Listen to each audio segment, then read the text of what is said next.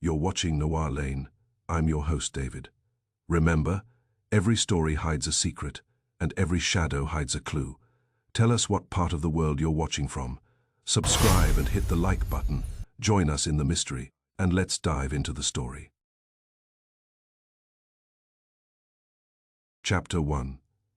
The year was barely awake when a lawyer named Ben Mercer climbed our front steps, carrying a murder the way a man carries an unpaid bill, tight to the chest and with resentment in his eyes. It was a raw January morning, the kind that makes New York look scrubbed and innocent while it keeps its hands in its pockets.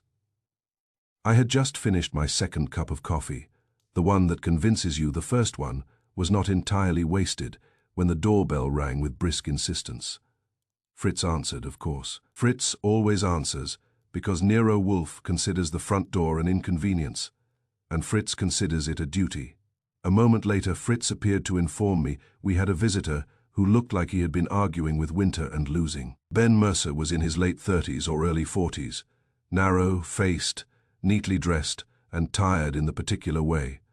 That means he has been awake too long, listening to people talk when they should have been silent. He gave me his name before I asked, which is always a sign. Archie Goodwin, I said. Come in before the cold makes you confess to something you did not do. He managed a thin smile and stepped inside. Fritz took his hat and coat with dignified efficiency. Mercer's eyes flicked toward the stairs, then toward the office. I need Mr. Wolfe, he said. Most people do, I told him. That does not mean they get him. State your business. He hesitated, weighing pride against urgency. Urgency won, but pride left a bruise. My client is being railroaded, he said. A man is dead, and they have already chosen who to blame. I jerked my head toward the office. Wolfe prefers complete statements. We went in.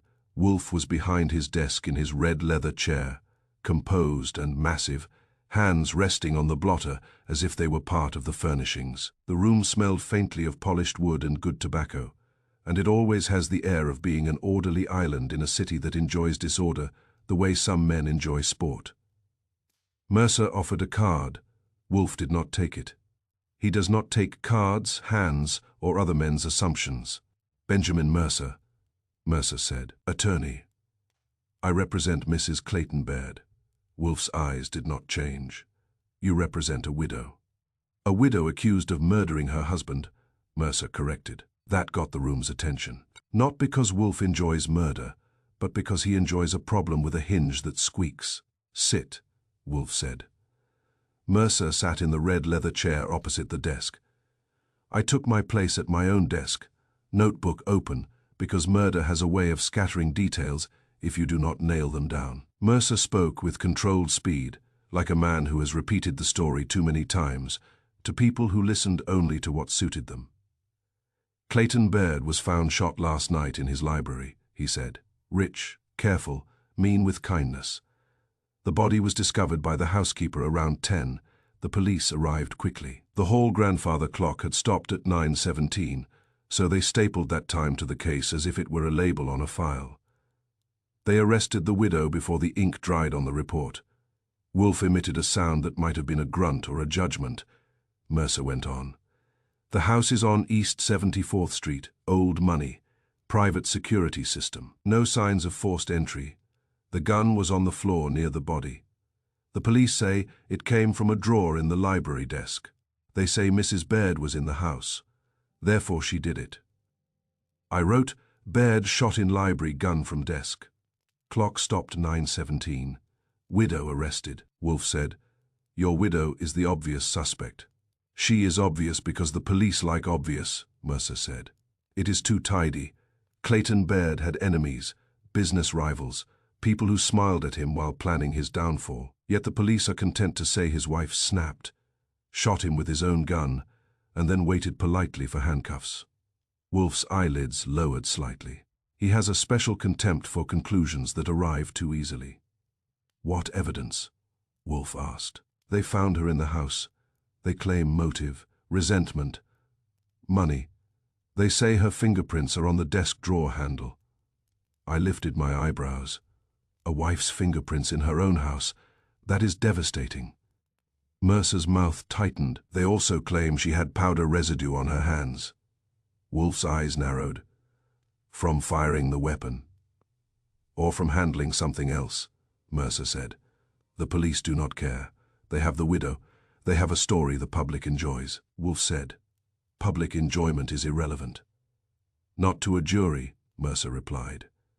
Wolf made a small sound of irritation. Because juries are one of the few things in the world Wolf cannot train, buy, or bully, and because he resents being reminded of it. Mercer leaned forward. Mr. Wolf, Mrs. Baird is controlled, proud, frightened. She is not foolish. If she wanted him dead, she would not do it in his library with his gun, and then sit in the drawing room as if waiting for applause. Where was she? Wolf asked. In the morning room, Mercer said. She says she was reading. She claims she heard a sound, but not a gunshot. She says the house is large and the walls are thick. Wolf's mouth tightened. A gunshot is not subtle. Unless something muffled it, Mercer said quickly. The report notes the sound was oddly quiet, buried in the wording, and Baird's mother used to insist the stair, landing window be shut at night. She claimed drafts, made the hall clock's pendulum sulk. I wrote, shot quiet, possibly muffled, thick walls. Mercer took a breath. But the detail that bothers me most is the clock. Wolf's gaze sharpened a fraction. The grandfather clock in the hall. Yes, Mercer said. It stopped at 9:17. The police treat it as if it testified under oath. They say that is the time of death. They have built a timeline around it. They have already told reporters. They're porters, Wolf said, disgusted. Mercer nodded. Mr. Wolf, a clock is not a witness. It is an object. It stops when something interferes with it, or when someone wants it to stop. Wolf's eyes held him. Why should we doubt it? Because it should not have stopped. Mercer said. It was wound Monday. This was Thursday. The housekeeper, Ellen Quaid, is precise. The clock does not run down in 3 days. The police say it did anyway, because that is convenient. Wolf's expression did not change, but the air in the room felt tighter, like a screw being turned. He asked one question, casual as a man inquiring about the weather. Who in that house touches the clock? Mercer blinked. I watched Wolf's eyes go still. He had heard a habit hiding under a headline. Mercer recovered. It is in the main hall. Everyone passes it, but touching it, Mrs. Quaid winds it. A maintenance man adjusts it when it loses time. Mr. Pike sees to it because Mr. Baird insisted the chime be accurate. Wolf said. Names. Mercer gave them. Ellen Quaid, housekeeper, Owen Pike, butler and household manager, and Mr. Baird, Wolf said. Yes, Mercer admitted. Clayton Baird was particular. He listened to it. He liked the sound. He liked things that sounded dependable. The widow, Wolf said. Mercer's jaw tightened. She does not touch it. She hates it. She told me it annoyed her. Wolf leaned back, fingers steepled. You have provided suspicion, not substance. Mercer swallowed and nodded. I can provide access. You can send Mr. Goodwin. I can get him into the house. He can see the library, the desk, the clock, the staff. Mrs. Baird is being arraigned tomorrow. I need speed. Wolf's gaze slid to me. Archie will accompany you. He will observe. He will ask questions. He will report. He will focus on the clock, staff habits, and access to the library desk. That is a cheerful list, I said. Wolf ignored me as usual. Archie will also telephone Inspector Kramer and inform him that I am involved. Mercer started to speak. Wolf silenced him with a look. You will not handle Inspector Kramer. Archie will inform him of my position. There is a difference. Mercer nodded. Tight-lipped. I called Kramer. A desk man tried to block me. Then Kramer came on the line, sounding like a man already angry and grateful to have a target. Goodwin, he barked. What now? Morning, Inspector, I said. We have a visitor, Ben Mercer. Clayton Baird is dead. Widow's in cuffs. Wolf is interested. Kramer made a sound like a cabinet slamming. Wolf is interested. That's just what I need. You already have what you need, I said. You have a tidy case and a widow. Wolf suspects you may have mistaken tidy for true. Kramer's voice tightened. You telling me how to do my job? I am relaying Wolf, I said. We are going to the Baird house. You go near my crime scene and I will throw you out, he snapped. You can try, I said. We will bring Mercer, and Mercer will bring paperwork and a smile. Kramer hung up, which is his way of expressing a fond hope that I will freeze in traffic. We left the brownstone. Fritz handed me my coat with the restrained disapproval of a man who knows trouble always wipes its shoes poorly. Outside, the cold hit like an accusation. We took a cab east, Mercer staring out the window as if he expected the city to cough up answers from the curb. In the cab, he said, Clayton Baird liked controlling time. He liked controlling people too. That is a popular hobby, I said. Usually it ends badly. Mercer's mouth tightened.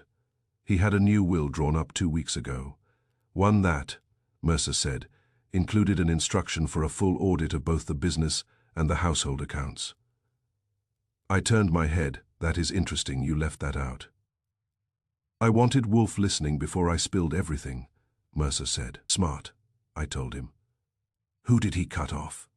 Mercer hesitated. His nephew, his business partner, and possibly his wife. I whistled softly. That is a tidy trio. That is why the police call it simple, Mercer said. But in that house nothing is simple. Even the clock has opinions.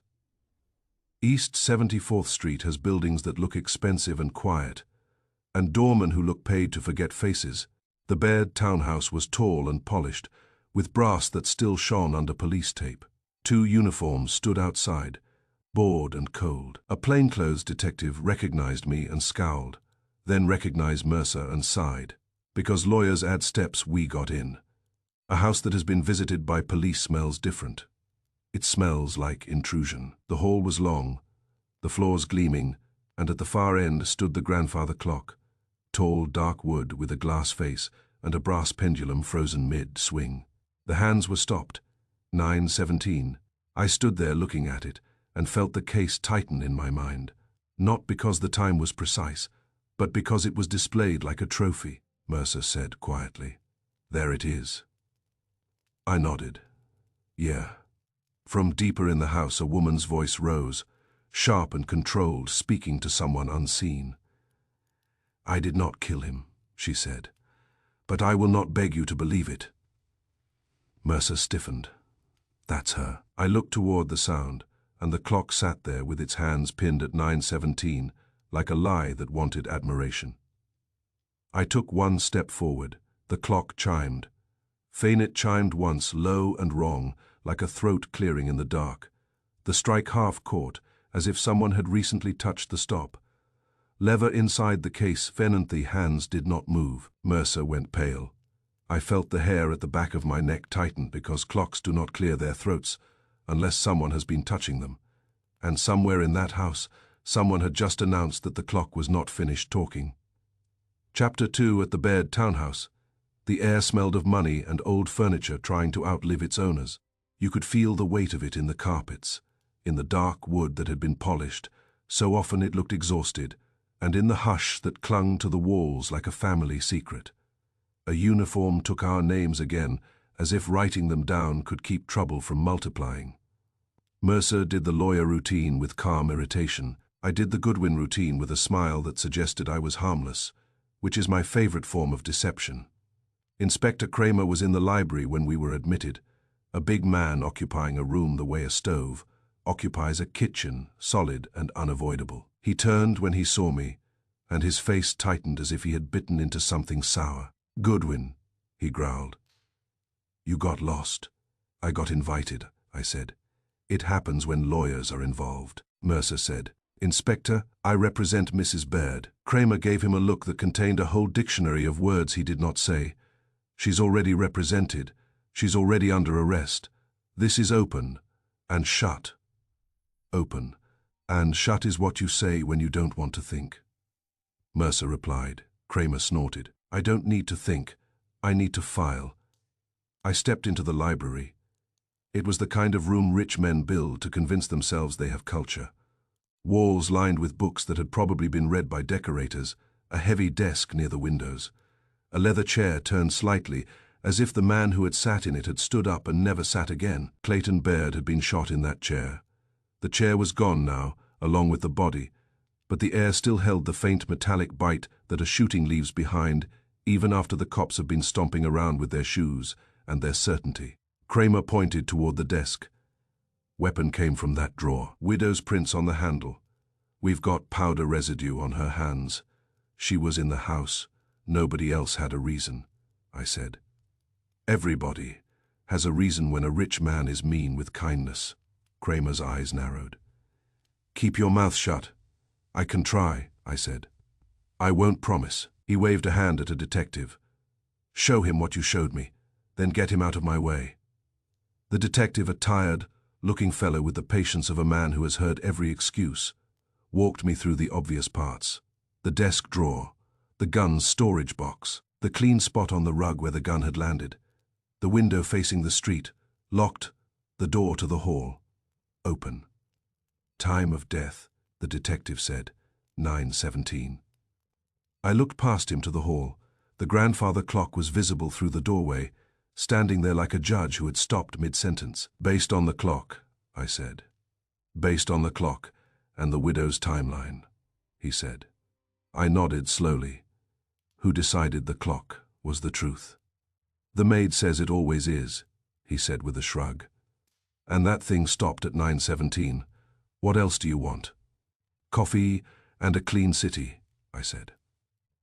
I'll settle for details. Kramer barked something at another cop, then stomped out into the hall, where Mercer was talking quietly with someone I assumed was the housekeeper. I followed. Ruth Baird was in the morning room, under a watchful uniform, sitting on a sofa that looked like it had never been sat on by anyone who did not have a last name carved into stone. She was pale, furious, and controlled, like a woman who had been framed by her own wallpaper. When she saw Mercer, her mouth tightened. Ben. Mercer stepped toward her. Ruth, I brought Mr. Goodwin. Mr. Wolf is taking an interest. Her eyes flicked to me, sharp. Wolf, the fat man who solves things without leaving his chair. That's him, I said. I'm the legs. She laughed once, bitter. Then use them. I didn't kill Clayton. The uniform shifted uneasily.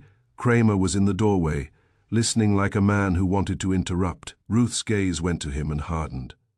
Tell your inspector to stop looking at me like I'm a convenient ending. Kramer's face reddened. You're the one who was here. You're the one with powder on your hands. Ruth's voice stayed level. I was in my own house. I touched my own desk. I handled my own husband's things because I've been married to him for 12 years. That isn't a confession, Mercer said gently. Ruth, keep it short. They will use everything you say. I'm already being used, she snapped, then looked at me. Tell Wolf that Clayton loved that clock more than he loved me. He listened to it like it was the only honest thing in the house. I filed that away. A husband who loves a clock has a weakness that can be exploited. Kramer growled, Enough, and the uniform guided Ruth's gaze away as if looking at us too long might give her hope. Mercer and I returned to the hall, where the grandfather clock stood with its hands pinned at 9:17. The pendulum was still. It looked dignified and offended. 2 staff members waited nearby, summoned by the police, and kept in line like props. Owen was the butler, Owen Pike, tall, neat, with a face trained into polite blankness. The other was a maid, younger, nervous, eyes darting toward the clock as if it might scold her. Kramer jabbed a finger at them. This is Mr. Goodwin, Mr. Wolf's man. Tell him what you told us. Pike's posture did not change. Yes, Inspector. He turned his calm gaze on me. I am Owen Pike, Mr. Baird's butler. Archie Goodwin, I said. Tell me about 9:17. Pike's eyes flicked to the clock. I heard the shot right near 9:15. That was interesting. He did not say 9:17. He did not say 9:10. He said near 9:15, as if hedging. Near, I said. Define near. A minute or two, Pike replied smoothly. I was in the dining room. I heard a sharp sound. I recognized it as a firearm. I went immediately toward the library. You recognized it, I said. You have experience with firearms. Pike's mouth tightened. Mr. Baird insisted the household staff be trained in emergency procedures. That includes identifying dangerous sounds. It was a good answer. Too good. The kind that comes from rehearsal, the maid blurted. The clock always tells the truth. Kramer's head snapped toward her. Name. Lena, she said quickly. Lena Ortiz, I clean. I dust the hall. That clock is always right. Mrs. Quaid winds it every Monday and checks it. It never stops. It tells the truth. I looked at her. Does it tell the truth even when somebody touches it? Her eyes widened. Nobody touches it, not unless they have to. Who has to? I asked. She glanced at Pike, then away. Mrs. Quaid, and Mr. Pike sometimes, Mr. Baird. He listened. He didn't touch, he just listened. That matched Mercer's list. I nodded slowly, Kramer said. Impatient. It stopped. It shows 9:17. That's the time. End of story. I looked at the clock. It's a fine clock. Kramer scowled. What? It's heavy, I said. Stable. The kind that doesn't stop unless something is wrong. Either it ran down, which seems unlikely, or someone interfered. Pike's face stayed blank. The maid looked horrified. I stepped closer. The clock's wood was cold. The glass face was clean. The hands were indeed stopped. The pendulum hung with a slight tilt, not perfectly centered. I did not touch it, not yet. I prefer to keep my fingerprints out of other people's narratives. Instead, I turned and looked at the hall. It was long, polished, and quiet. At one end was the front door. At the other end were stairs and a corridor leading toward the rear. A hall window sat on the stair landing, high and narrow, with curtains drawn. I walked toward it. Kramer's voice followed me. Where are you going? I'm stretching my legs, I said. Wolf's brain doesn't come with them. The window looked ordinary at first glance, but when I got close I felt it, a thin tongue of cold air, delicate but persistent, licking at the back of my hand. The window was cracked open an inch. That alone was not a crime. Rich houses like to pretend they have fresh air. But there was something else. A thin line of dust along the inner sill, a narrow streak that ran clean through the grey. The way a finger running over a surface leaves a signature. Except this line was too neat, too repeated. Opened, closed. Opened again. I leaned closer. The latch was old brass, and there were faint smudges on it where a hand had touched. Wiped, touched again. I said, not loudly, this window has been used. Kramer stomped over. It's winter. People open windows. Not in a hallway, I said. Not for an inch. And not repeatedly. Mercer came up behind us, eyes narrowing. What are you thinking? I'm thinking somebody wanted a draft, I said. Or wanted it to look like somebody wanted a draft. Kramer snorted. Now you're chasing wind. The widow shot him. The clock stopped. Case closed. I looked at the dust line again. Case tidy. Kramer's face tightened. You tell Wolf to stay out. I turned to Pike and the maid, who opened this window last night. The maid's eyes went wide. I didn't, Pike said smoothly. I did not, Kramer barked. Nobody opened it. It doesn't matter. It matters, I said, because it was opened, and because someone is lying, either about the window or about the clock, and that's already two lies in one hallway. Pike's gaze held mine. He was still too calm, too smooth. The maid was terrified, which I trusted more, Mercer said quietly. Ruth, said Clayton, loved the clock. I nodded, then someone used it. Kramer threw up his hands and stalked back toward the library. Do your little dance, I've got real work.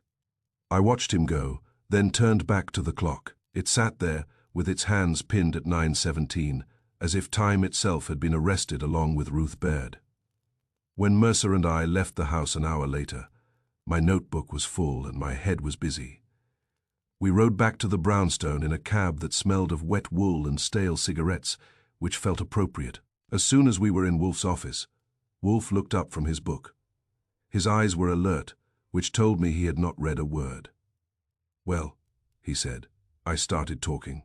I told him about Kramer's open and shut certainty, about Ruth Baird pale and furious, about the butler Owen Pike hearing the shot, right near 9:15, and the maid Lena swearing the clock always tells the truth. I told him about the drafty hall window cracked an inch, the dust line that said opened, closed, opened again, and the way the latch looked recently handled.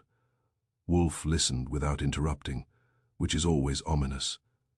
When I finished, he said, not loudly, "A clock does not lie, people make it appear to." I nodded. Then somebody touched the clock, or touched the conditions around it. The butler's time was off, the maid's certainty was rehearsed, and that window was used. Wolf's eyes went still again, the way they had when Mercer first mentioned the clock. The window suggests an attempt to influence the clock mechanism. Cold air can alter a pendulum's behavior in subtle ways. I blinked.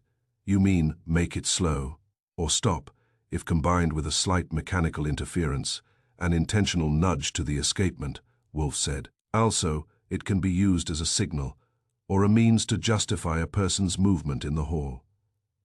I leaned back in my chair. "So the murder and the clock are connected." Wolf's mouth tightened. "Yes, and the connection is a habit, Archie." "Yeah," I said. Wolf's eyes held mine. "Tomorrow you will return. You will speak to the housekeeper, Ellen Quaid, if only to learn whether the clock was serviced, tampered with, or merely blamed.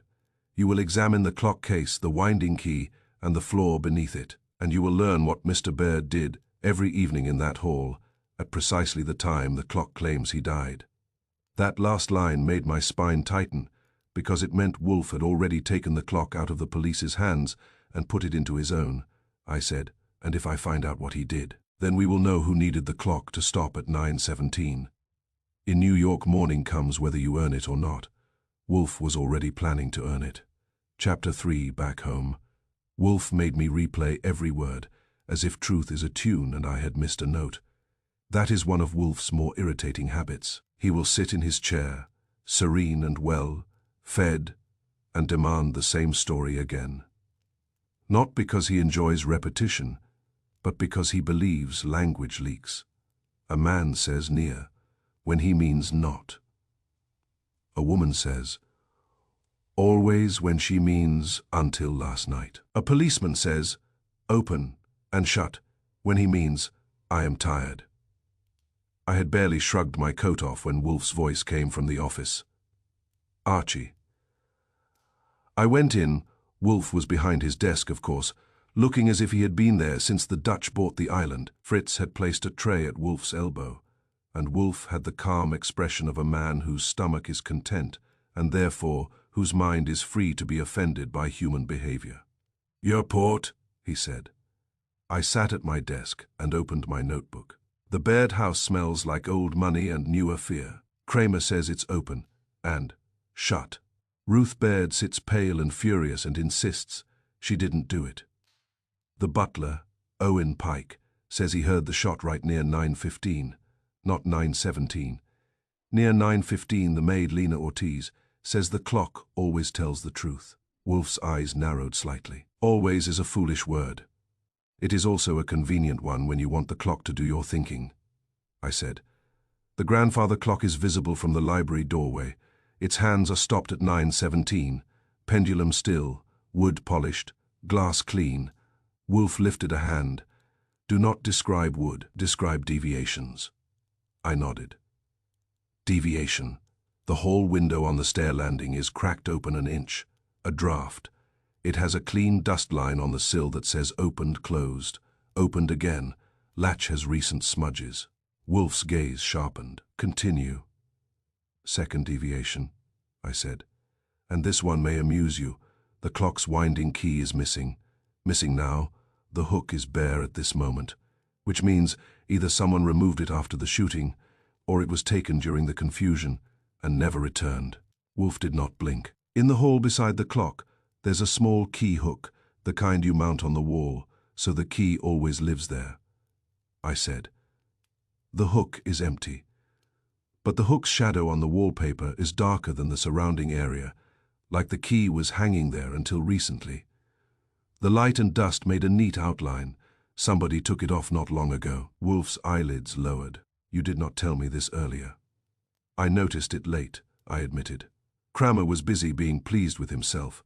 The maid was busy swearing the clock's honesty, and I was busy not getting thrown out. Wolf's mouth tightened. The key is an instrument. If it is absent for a purpose. I thought you'd like that, I said. Wolf looked at me for a long moment, then said, "Repeat the butler's statement precisely," he said. "I heard the shot right near 9:15, I recited. Not that he saw anything, not that he checked the clock, not that he ran at once and found the body. He said he heard it near 9:15 and went toward the library, smooth, practiced. And the maid," Wolf said. "The clock always tells the truth," I said, with the kind of certainty you hear from someone who has been instructed to be certain. Wolf's fingers tapped the blotter once, and the widow. "Controlled," I said, frightened under the pride. "She hates the clock.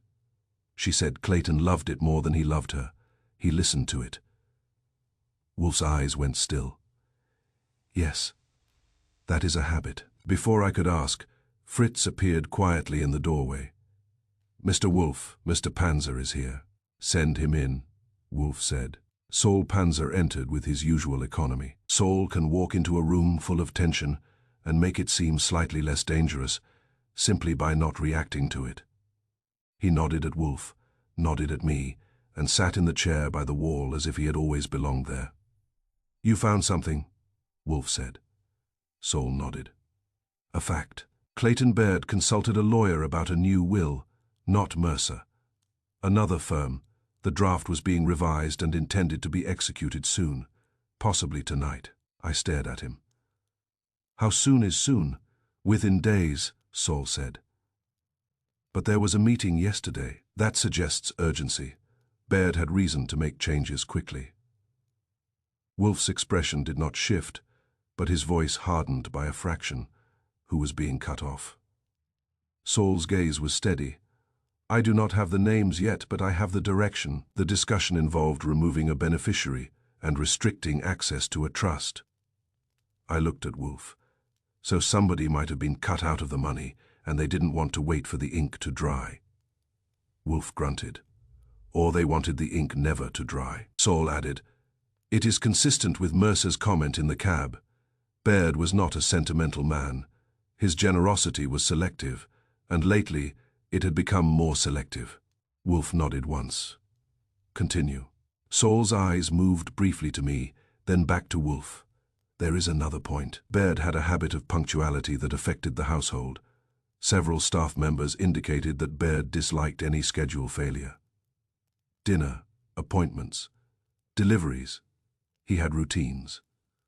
Wolf's gaze sharpened again. "Yes, routines. That is the skeleton. The killer will have tripped over one bone." Saul rose. "If you want more on the will, I can dig further." "You will," Wolf said. "Learn the identity of the beneficiary being removed. Learn who knew about it, and learn whether the widow knew."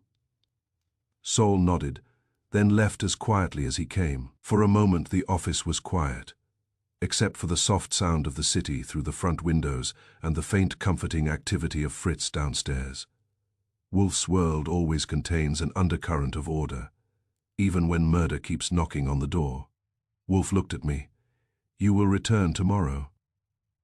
"Yes," I said. "You said that." "You will not merely return," Wolf corrected. "You will learn the household's rhythm." I lifted my eyebrows. "I'm not auditioning for the staff." "You are," Wolf said. "Observe who rises first, who opens curtains, who checks locks, who answers the telephone, who announces meals, who ensures guests are not late and deliveries are not early. A household like that functions by discipline, not by chance." I leaned back. "You want me to find the timekeeper?" Wolf's mouth tightened. "Yes." He asked it as if it were an idle curiosity. But I knew better. Wolf does not ask idle questions. "Which servant keeps the house from being late?" he said. I stared at him. I had a mental picture of the hall, the clock, the still pendulum, the missing key, the window cracked open. I had a picture of Pike's calm face, the maid's nervous certainty, Ruth Baird's pride. But I did not yet have the household's true rhythm. "I don't know," I admitted. Wolf's eyes stayed on mine. "Then you will learn."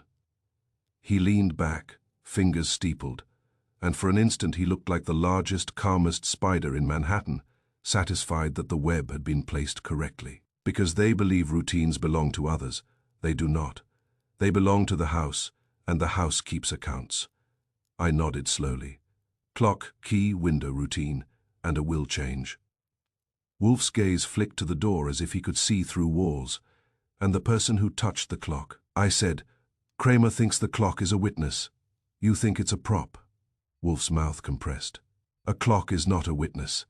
It is an instrument. It indicates only what it is permitted to indicate." I tapped my notebook.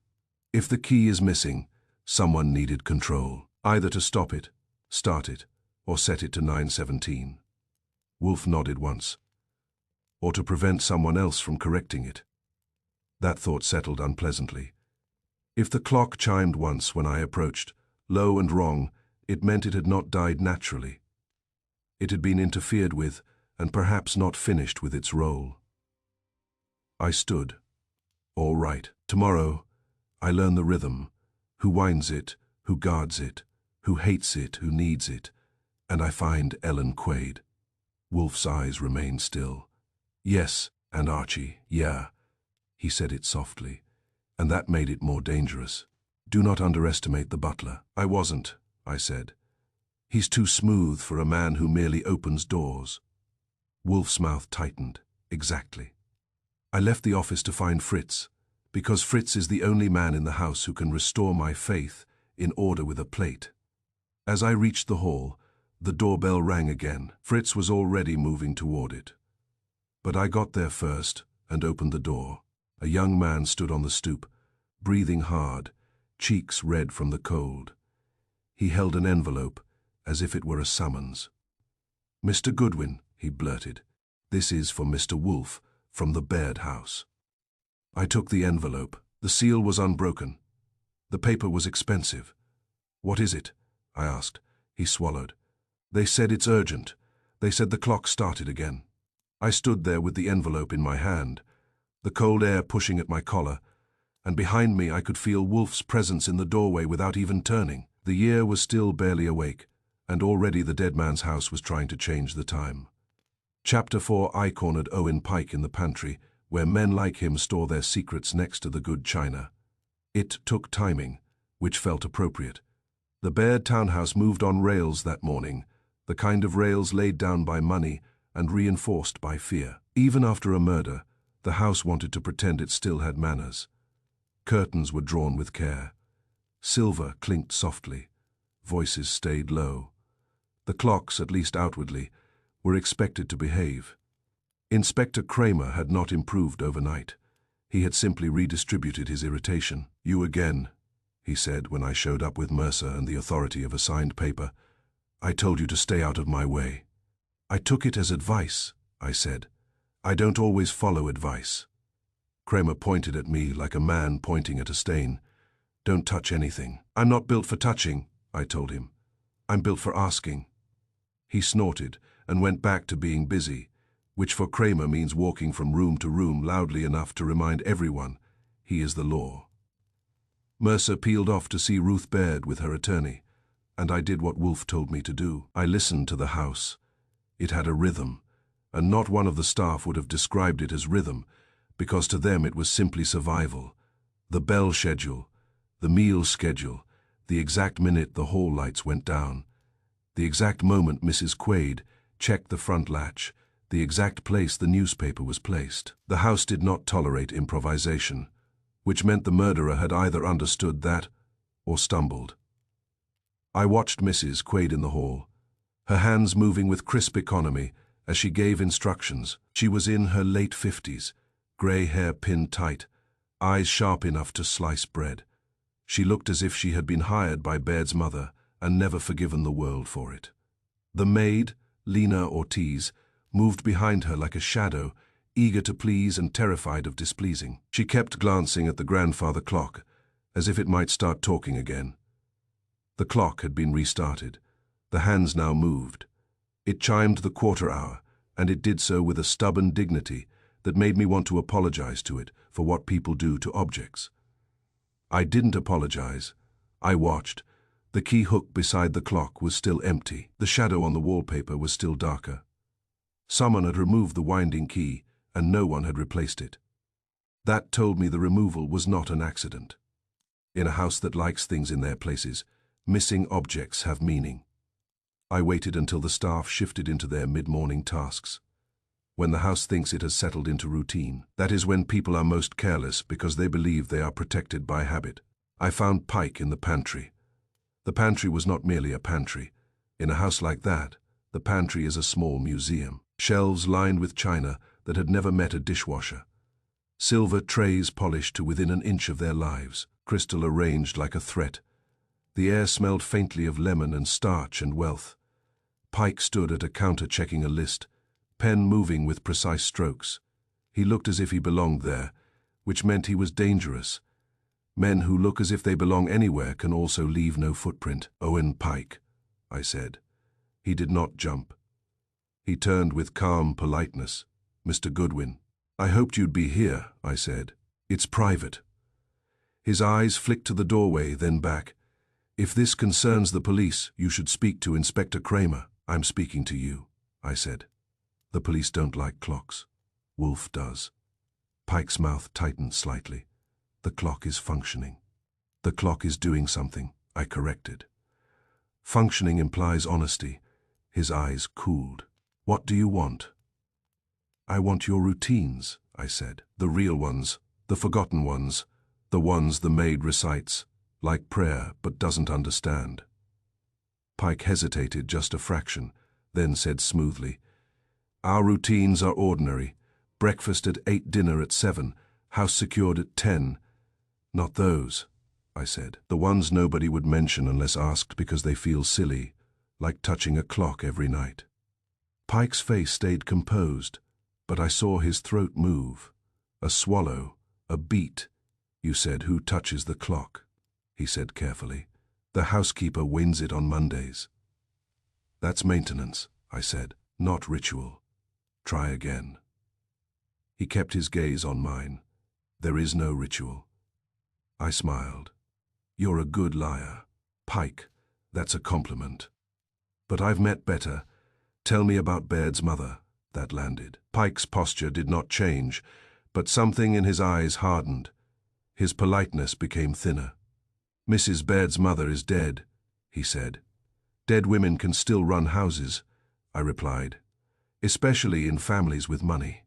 Pike stared at me, then exhaled once through his nose, the faintest sign of annoyance. It was the first emotion I had seen from him that was not selected for display. "There was a routine," he said. I nodded. "There always is." Pike spoke in a low voice, as if the shelves might gossip. "Mr. Baird's mother insisted the grandfather clock be kept 1 minute slow." "1 minute," I repeated. "Yes," Pike said. "Her reasoning was that if the house lived 1 minute behind the world, no one in the house would ever be late, deliveries would be early, guests would arrive on time, staff would rush rather than dawdle." I whistled softly. A charming way to raise servants, always a minute behind and always anxious. "It became habit," Pike said. "Even after she died, Mr. Baird kept it. He liked the idea. He said it made him feel ahead. So every night you set it 1 minute slow," I said. Pike nodded once. "At 9 o'clock, the housekeeper checks the clock against the radio. I am present. We reset it." "Every night," I said. "Yes," Pike replied. That was useful. It meant the clock did not merely measure time. It was part of the house's discipline. It was touched by specific hands at a specific hour, I said. "So the clock was handled last night." Pike's face was smooth. "Yes, at 9. And then it stopped at 9:17, I said. Pike said too quickly. It stopped at 9:17, like when it's due to act up. I felt my eyebrows lift. Like always. His eyes flicked. He had heard himself. He tried to recover with a shallow smile. I mean, it stopped as it was due to stop, if it was going to stop, given the way it behaves when it's not wound properly. It was a clever patch. Too clever. Wolf would have appreciated the attempt, if Wolf ever appreciated attempts. I leaned forward slightly. Pike, how does it always stop at 9:17? His jaw tightened. I did not say always. You did, I said. You said, like always when it's due. That implies a known pattern, a known minute. How many times have you seen it stop at 9:17? His eyes held mine. For a second, the polite blankness cracked, showing something beneath. Irritation, maybe, fear, maybe, or simply the annoyance of a man who hates being caught on a word. I manage the house, he said stiffly. I am familiar with its mechanisms. That's not an answer, I said. He leaned back slightly. You are not the police. No, I agreed. The police don't notice words. I do. Pike's mouth compressed. If the clock has stopped before, it may have stopped at various times. 9:17 is merely what you remember because it is in the papers. There it is, I said. Now you're lying again. Better, but still not good. He stared at me. Silent. From the pantry doorway came a small sound, and I turned to see the cook.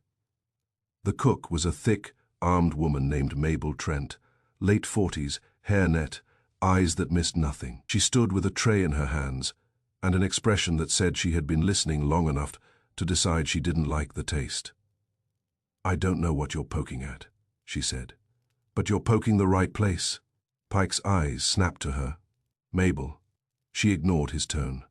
That clock's been sulky for years. Drafts make it act up. Mr. Baird's mother used to say it was like a child. She had us close the hall window every night before they reset it, because if the window was open the pendulum would slow and maybe stop. I turned fully toward her. Close the hall window every night before 9. Mabel nodded. Yes, that was the habit. Close the window, then reset the clock. Mrs. Quaid will tell you the same if she's being honest. She hates drafts like she hates dust. Pike's face had gone stiff. He said, that is irrelevant.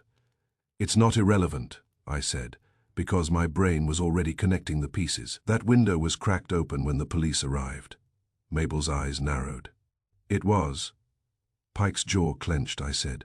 So if the window is always closed before the reset, and it was open when the police arrived, either the routine was broken by chaos, or someone opened it after 9 for a reason. Mabel set her tray down with a thud. No one opens it after 9, not in winter, not in this house. Pike's voice was sharp. Enough. Return to your work. Mabel looked at him. You don't order me when Mr. Baird's dead. Not like that. Pike's mouth tightened. He was losing control of his stage, and that was what men like him hated. I took out my notebook and wrote it down. Clock reset nightly at 9 to keep 1 minute slow. Window closed before reset to avoid drafts. Window open when police arrived. Pike slip, like always about 9:17. Then I looked at Pike again. Who closes the window? Pike's eyes were cold. The housekeeper checks it. Checks, I said.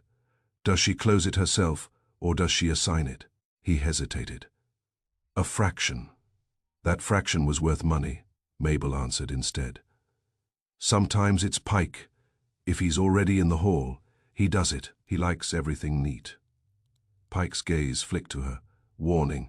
She stared back, unimpressed. I nodded slowly. So, Pike touches the clock, and Pike touches the window, and Pike hears the shot near 9:15. Pike said, You are constructing a story. I'm constructing a question, I corrected. Why would you want the window open?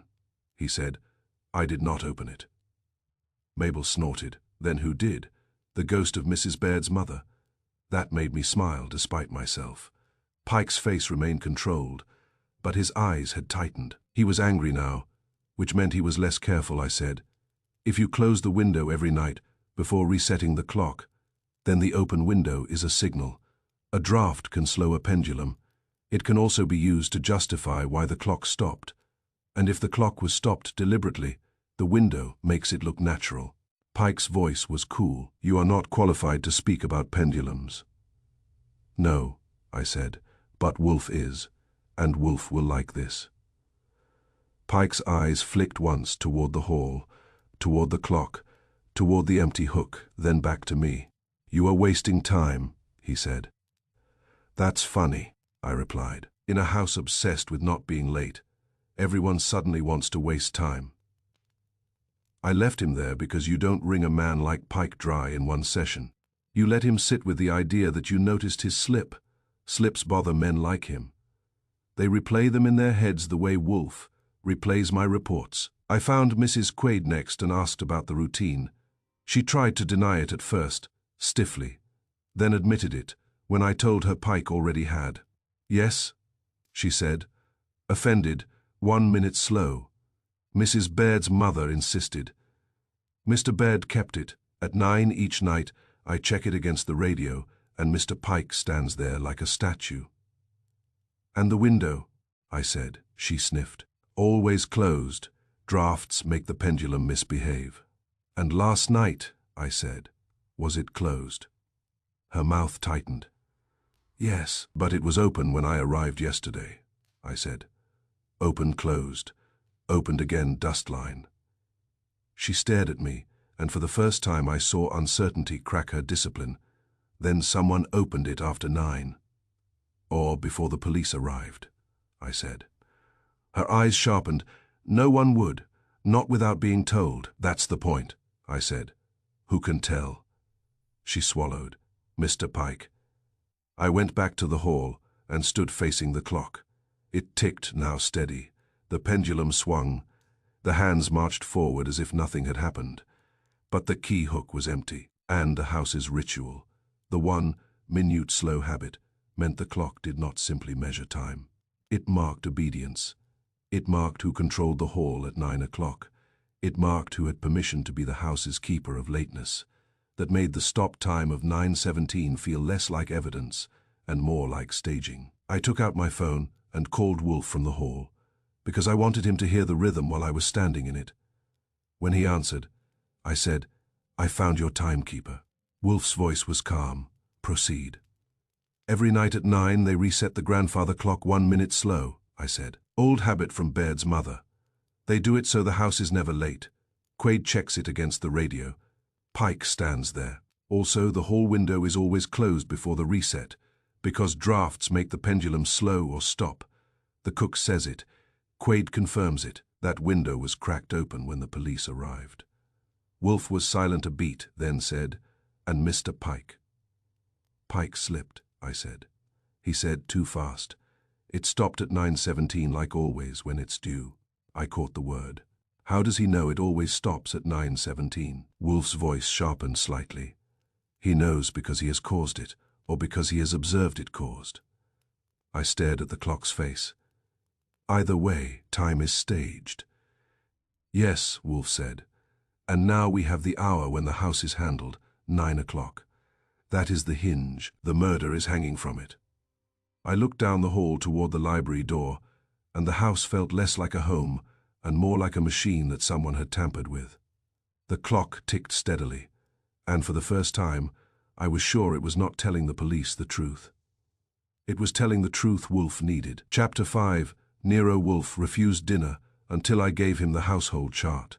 That is not a metaphor. Fritz had dinner ready, the kind of dinner that makes a man feel forgiven for existing, roast with a crust that could make a priest reconsider his vows, vegetables treated with respect, and a dessert that smelled like an argument against despair. Fritz announced it with quiet confidence. Wolf stared at him as if Fritz had suggested eating in the middle of a funeral. Later, Wolf said. Fritz's face tightened, which is Fritz for outrage. He vanished with dignity, which is Fritz for revenge postponed. Wolf turned those steady eyes on me. The chart. I sat at my desk, opened my notebook, and started laying it out. Wolf treats household movement the way other men treat stock prices. He believes it reveals who profits. Baird house rhythm, I said. At 9 each night, Quaid checks the grandfather clock against the radio and resets it 1 minute slow. Pike stands there, either assisting or supervising. The hall window on the stair landing is always closed before the reset, because drafts make the pendulum sulk and misbehave. That's from Quaid and the cook. Wolf's eyes narrowed. Continue. Window was cracked open an inch when the police arrived, I said. Dust line says it had been opened, closed, opened again. The clock key hook is empty, but there's a shadow that shows the key hung there until recently. Wolf made a sound like approval and irritation mixed. Good. Now who can touch the window without being seen? That's the tricky part, I said. The stair landing window is visible from the lower hall only if you're looking up. At 9, Pike and Quaid are at the grandfather clock in the main hall. Anyone using the stairs could crack the window and be partly screened by the banister and the curtain, especially if the hall lights are dimmed. Wolf's gaze sharpened. Hall lights. Yes, I said. Another routine. At 8:45, the maid dims the front hall sconces. Not off, just lower. Mrs. Quaid likes the house, quiet for the nightly reset. She says it settles the place. Wolf nodded once. Stage lighting. Exactly, I said. If you wanted to tamper with the window, dim light helps. If you wanted to approach the clock, dim light helps. And if you wanted to be seen in the hall without being recognized, dim light helps. Wolf leaned back, steepling his fingers. Who else was in the house at that hour? I flipped pages. Ruth Baird says she was upstairs in her bedroom reading. She says she came down briefly around 9:20 and heard nothing. She insists, and I quote, "At 9:20 I heard nothing because he wasn't dead then." Wolf's eyes held mine. She chose her words. Yeah, I said. She didn't say she heard no shot. She said she heard nothing because he wasn't dead yet. That's either a slip or a desperate insistence. Wolf's mouth tightened. She is proud.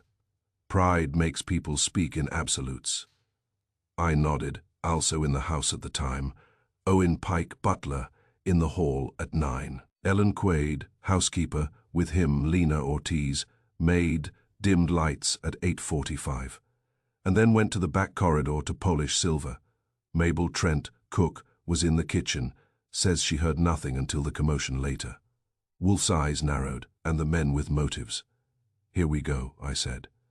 Ben Mercer had warned us about 3 names besides Ruth: Baird's nephew, Baird's business partner, and Baird himself, who was the sort of man who could motivate trouble merely by breathing. I continued. Nephew is Calvin Baird. He came to the house briefly at 7, argued with Clayton in the library, left around 7:30, according to Pike. Calvin says he was at the club from 9 to 10. He offers his alibi like a tip. Ask anyone. Smirk included. Wolf grunted. A club alibi is a bouquet of strangers. Exactly, I said. Business partner is Miles Hart. He claims he left the house at 8 after a meeting with Clayton. His story arrives too polished, like he shined it on the way over. He talks smoothly and keeps emphasizing he has no reason to harm Clayton, which is what people say when they are trying to convince themselves. Wolf's eyes went still. Who else knew of the will change? Not confirmed yet, I said. Saul is digging. Mercer suspects the new will would cut someone out, possibly tonight. That makes the timing interesting. Wolf's gaze lifted slightly, as if the will were hanging in the air above my head. Interesting is not sufficient. We require necessity. I leaned forward. Wolf. The clock ritual at 9 means the hall is occupied. If the murder happened at 9:17, someone either killed Clayton while Pike and Quaid were nearby, or wanted it to look like that, or wanted the clock to claim 9:17 regardless of when the shot occurred, Wolf murmured. A stopped clock is a prop. Right, I said. The question is who needed. The stage lighting changed, who needed the window cracked, and who needed the key gone. Wolf's eyes narrowed. And why? Why? I echoed. If the clock is kept 1 minute slow, then 9:17 on that clock is actually 9:18 real time. So the murderer might be building a false minute, a small falsity. But in a house obsessed with time, small falsities are noticeable. Wolf's mouth compressed, which is why the murderer added the draft to explain irregularity. A draft can slow the pendulum further, making the clock display an earlier time while the real time advances. I blinked, so the murderer could be shifting the recorded time backward. Yes, Wolf said, or creating an excuse for discrepancy. The police, being lazy, will accept the clock as reliable. A juror will accept it as romantic. A clock makes a better witness than a maid, I said. But the butler's slip says he knows 9:17 as a stopping point. That sounds practiced, like he has stopped it before. Wolf's gaze stayed steady. Or he has observed it stopped before. The difference is important. I was about to push when the doorbell rang. Wolf did not move. He never moves for doorbells. Fritz moved because Fritz is the only man in the house who will not let a bell ring into disrespect. A moment later, Fritz appeared. Mr. Wolf, Inspector Kramer is here, with 2 gentlemen. Wolf's eyes narrowed. Send him in. Kramer entered like a man who thinks he owns corridors. Behind him were 2 men who looked as if they had dressed for different lives. The first was Calvin Baird, the nephew, mid-30s, good coat, good hair, expression tuned to smugness. He walked into Wolf's office as if it were a club he had not bothered to join. The second was Miles Hart, the business partner. Early 50s, expensive suit, careful smile, eyes that assessed the room the way a banker assesses risk. Kramer said, Wolf Goodwin, you collecting suspects now. Wolf regarded him. You have brought them. That suggests you want something. Kramer snorted. I want you to stop meddling. Mercer's pushing. The press is sniffing. And now my widow is calling your name like you're a priest. Wolf said, I am not a priest. Could fooled me.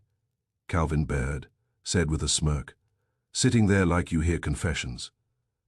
I turned my head to look at him. You must be Calvin. The smirk tipped me off. Calvin's eyes flicked to me. And you must be the talker. I talk while Wolf thinks, I said. It keeps the room warm. Hart cleared his throat. Mr. Wolf, Inspector Kramer told me you have concerns about the clock. Wolf's eyes narrowed. Do you share those concerns? Hart's smile was too quick. I share concerns about truth. Clayton was my partner. And your obstacle, I said before. I could stop myself. Hart's eyes flicked to me. Clayton and I disagreed. That happens in business, Wolf said. Tell me your whereabouts last evening. Hart's story came out smooth and polished. He said he met Clayton in the library at 7, discussed business until 8, left at 8, went home, had dinner, watched television, went to bed. He offered details like a man laying out silverware. Too neat. The more a man polishes his story, the more he fears smudges. Calvin offered his own with a grin. I was at the club from 9 to 10. Ask anyone. Wolf's eyes stayed steady. Which club? Calvin named it. Wolf nodded once. And you visited your uncle earlier? Calvin shrugged. He summoned me. He liked summoning. It made him feel important, you argued. I said. Calvin's grin widened. He argued. I listened. Then I left. Wolf's voice was mild. Did he mention his will? Calvin's grin faltered for half a second, then returned. He mentioned a lot of things.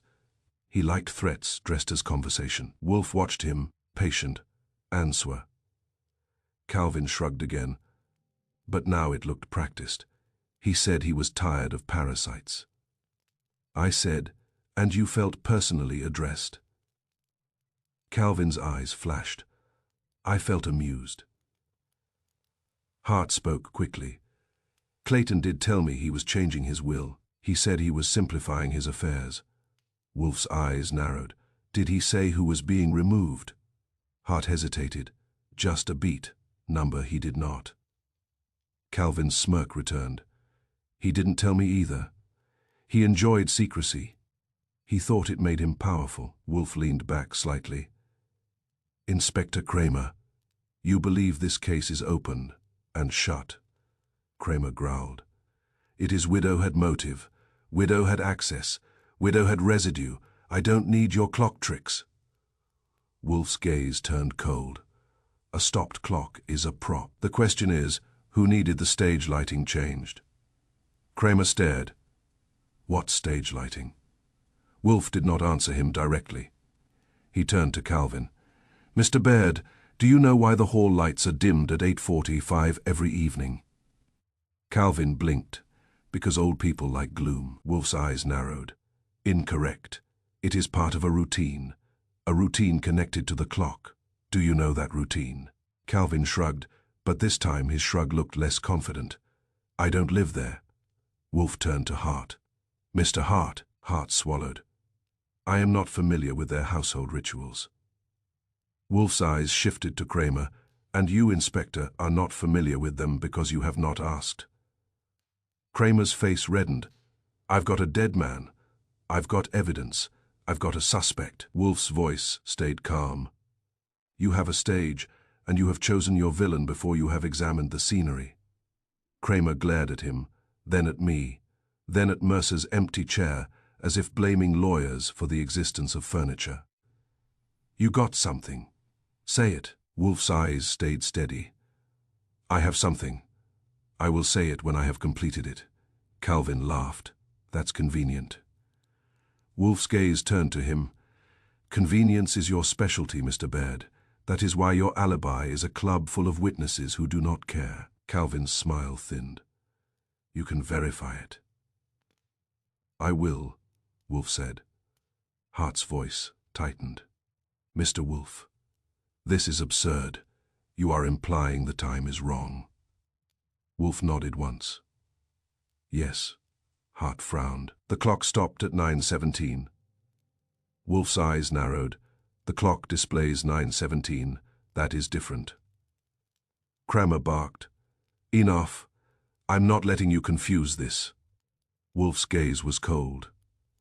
Confusion is what the murderer has already arranged. There was a pause, heavy enough to make even Calvin's smirk look strained. Then Wolf looked at me. Archie. Yeah, I said. Tonight, Wolf said. You will verify the club alibi. You will also determine who had access to the clock key and where it is now. If it is not in its proper place, it is in someone's pocket, and pockets have owners. I nodded. And what about Ruth? Wolf's mouth tightened. We will remove her from suspicion by establishing what the clock was made to claim. Kramer snorted. Good luck. Wolf's eyes held his. Inspector, luck is for men who have no method. Kramer grumbled something and herded Hart and Calvin toward the door. But before Calvin left, he looked back at Wolf and said lightly, You can play with clocks all you want. My uncle's still dead. Wolf's voice was calm, almost bored. And you are still alive. That is not a guarantee. Calvin's smirk faltered again. Then he left. When the door shut, Fritz appeared immediately, as if the room needed cleansing. He set a tray beside Wolf with the quiet insistence of a man who will not let dinner be insulted twice. Wolf eyed it, then looked at me. You have given me the chart. Yes, I said. And you have given me motives, Wolf said. Yes. Wolf picked up his fork. Now, give me results. I leaned back, and for the first time all day, I felt the case align into something I could grip. The clock, the window, the dimmed lights, the missing key, Pike's slip, Ruth's precise insistence about 9:20, Calvin's club alibi, Hart's polished story, and Saul's hint about a will that might have been executed that night. Wolf ate, serene at last. And I watched him and thought that if time itself had been staged, then the murderer had made one mistake. He had assumed everyone in the house lived by the same minute. Wolf never does. Chapter 6. Saul found the motive hiding in daylight. He arrived at the brownstone in the early afternoon, just as Fritz was staging lunch in the dining room, with the solemnity of a man placing offerings on an altar. Wolf had finished his morning hours with the orchids and returned to his office in the mood. He reserves for cases that have begun to behave properly, which means they have begun to reveal their bad manners. Saul came into the office without haste, nodded once, and handed Wolf a folded document. The will, Saul said. Wolf did not reach for it immediately. He rarely does. He prefers to hear what a thing is before he dignifies it with touch. Saul's voice stayed calm. Clayton Baird executed a new will draft 2 days ago and intended to sign the final version last night. The language is explicit. Wolf's eyes narrowed. Explicit. Saul nodded. He left the business to Ruth Baird. He cut Calvin out. There is a sentence, cold enough to chill ink, stating that Calvin Baird is to receive nothing further, having already been supported beyond merit. I exhaled softly. That would ruin a man's lunch. It would ruin his future, Saul said. Wolf's gaze remained steady. And Mr. Hart. Saul's mouth tightened. Hart was to remain in a management role, but with diminished authority. Baird planned to restructure the partnership. He was removing Hart's control clauses. I looked at Wolf. So both the nephew and the partner had a reason. Wolf grunted. Many men have reasons. Few have competence. Saul added, only a small circle knew the details. Baird discussed it with his new lawyer, with Hart, and with Ruth. It is likely Calvin learned enough to be alarmed. Wolf's eyelids lowered. Ruth knew. Saul nodded. Yes, I frowned. She didn't mention it to Mercer. She may have feared it would make her look worse, Saul said. Or she may have been advised not to. Wolf's gaze flicked to me, and you. I held up my hand. I did my part. I checked the club. Wolf's eyes remained on me. Proceed. I had spent the morning in a suit that looked respectable enough to pass through a club door without raising questions, and I had listened to men with clean nails pretend they remembered times. Clubs are useful for alibis because they have witnesses, but they are also dangerous because the witnesses are usually bored. Calvin Baird's club had a sign, in book, and a coat check, both of which were supposed to create a record. In practice, the record was as sloppy as the men who used it. The club's time stamps are sloppy, I reported. Men sign in like they're signing apologies. Late and half-hearted. The book had Calvin's name, but the time was written by a staff member, not by him, and the ink looked fresh. The doorman said Calvin came in around 9 and left maybe close to 10.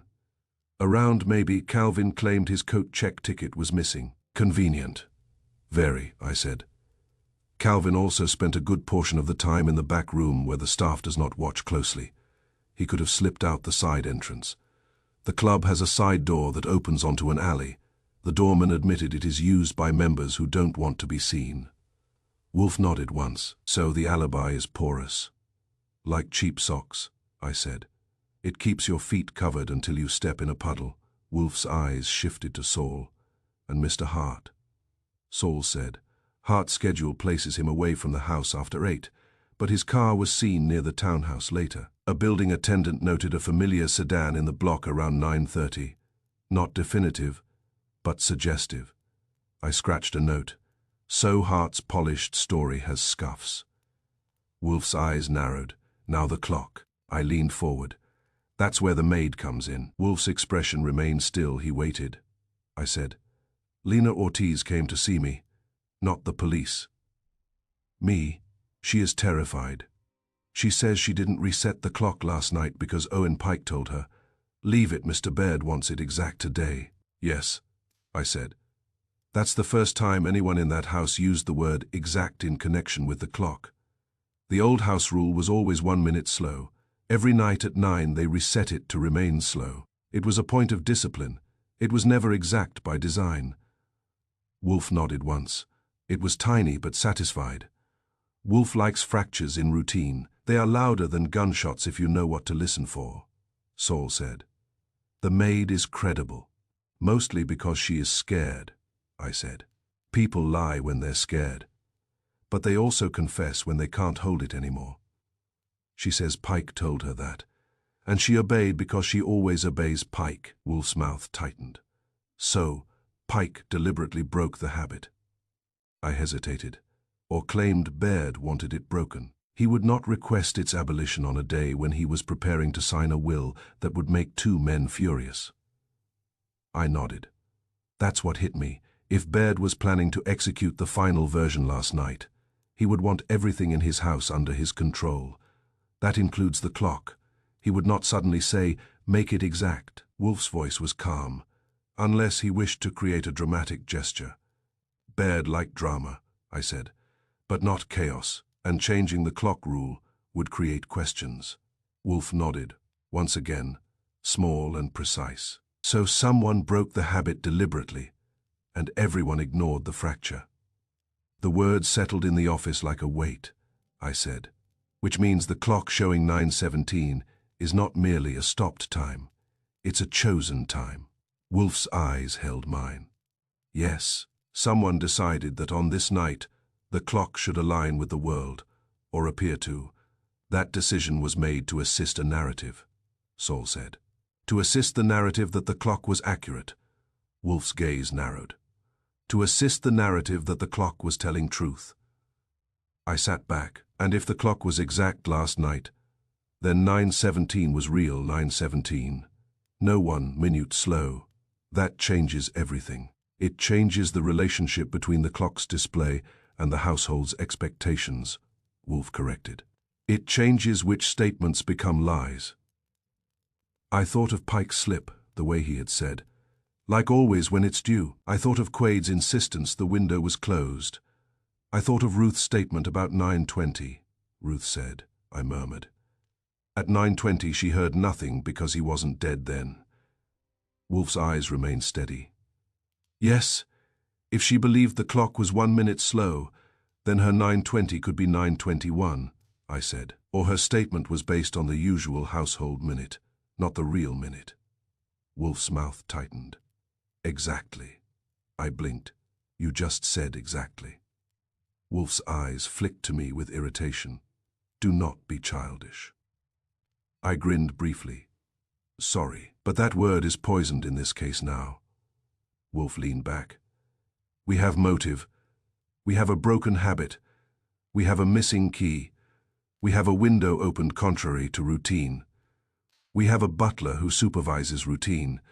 We have a nephew with a porous alibi. We have a partner with polished words and scuffed facts, Saul said. And the widow who benefits. Wolf's gaze turned cold. Benefit is not guilt. Ruth benefited because her husband intended it. That is different from killing him. I said, still she knew about the will. She may have anticipated trouble. She may have been alert. Wolf nodded once. Yes, which is why she is useful. I leaned forward. What's next?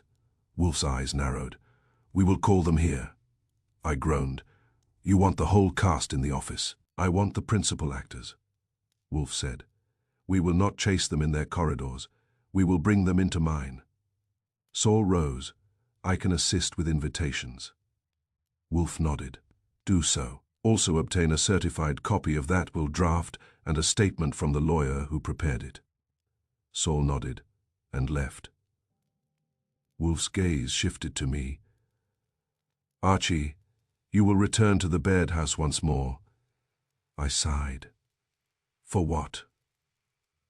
For the clock key, Wolf said, and for a direct observation of who controls movement in that hall at 9. You think Pike has the key, I said. Wolf's mouth tightened. Perhaps, or he arranged its disappearance. But whoever has it can reset time, and the person who resets time in that house is the person who can stage 9:17. I stood, all right. I'll go key hunting, Wolf added, and Archie. Yeah. Be polite, Wolf said. Politeness encourages people to underestimate you. I grinned. I've made a career out of that. As I reached for my coat, the phone rang, I answered. It was Ben Mercer, voice tight. Archie, Ruth Baird is being moved for arraignment. She insists on seeing Wolf. She says she remembered something about the clock. I looked at Wolf. Ruth wants to see you. Wolf's eyes narrowed. Bring her here, with appropriate supervision. And Archie. Yeah. Wolf's voice was calm and certain.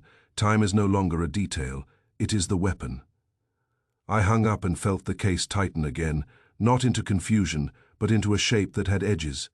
Someone in the Baird house had broken a habit that had ruled the household for decades. They had done it quietly, and everyone had obeyed because obedience was the real clockwork of that place.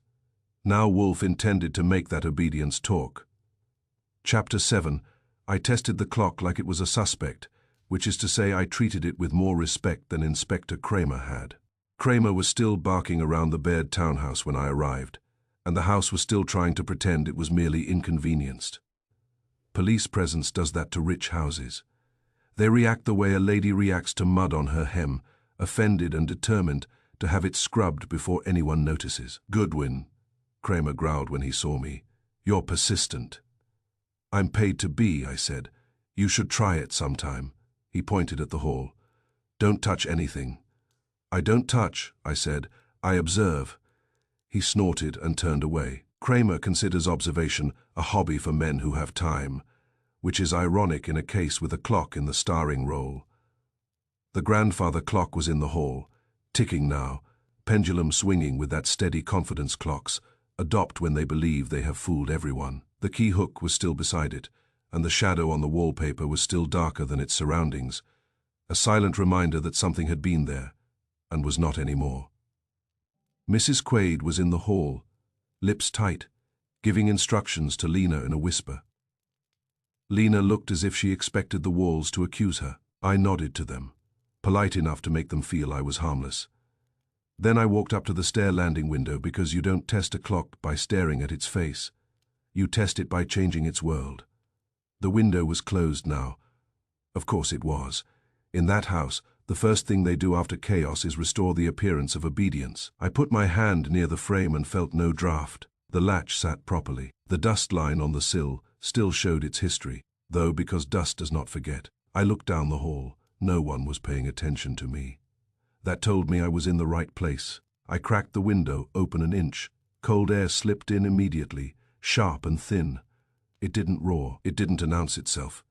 It simply insinuated itself into the hall, the way suspicion insinuates itself into a tidy case.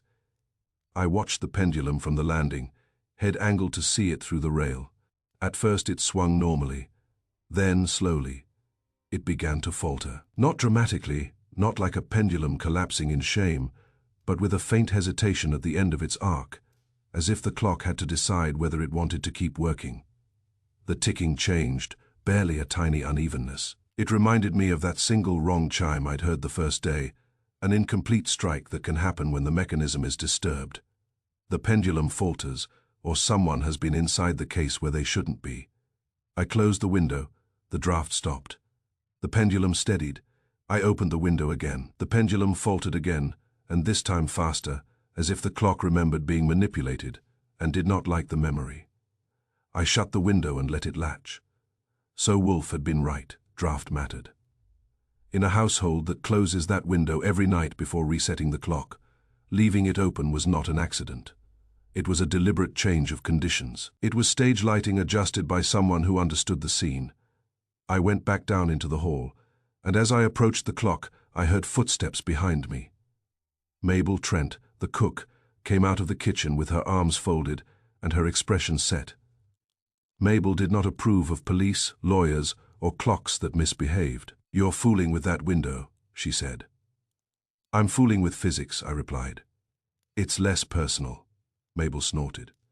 "That clock's always been fussy. Mr. Baird's mother used to say it had moods." "That's what you told me," I said. "Show me what you know." Mabel came closer, lowering her voice. "You're looking at the wrong thing." "Always," I said. "Help me look at the right one." She jerked her chin toward the key hook.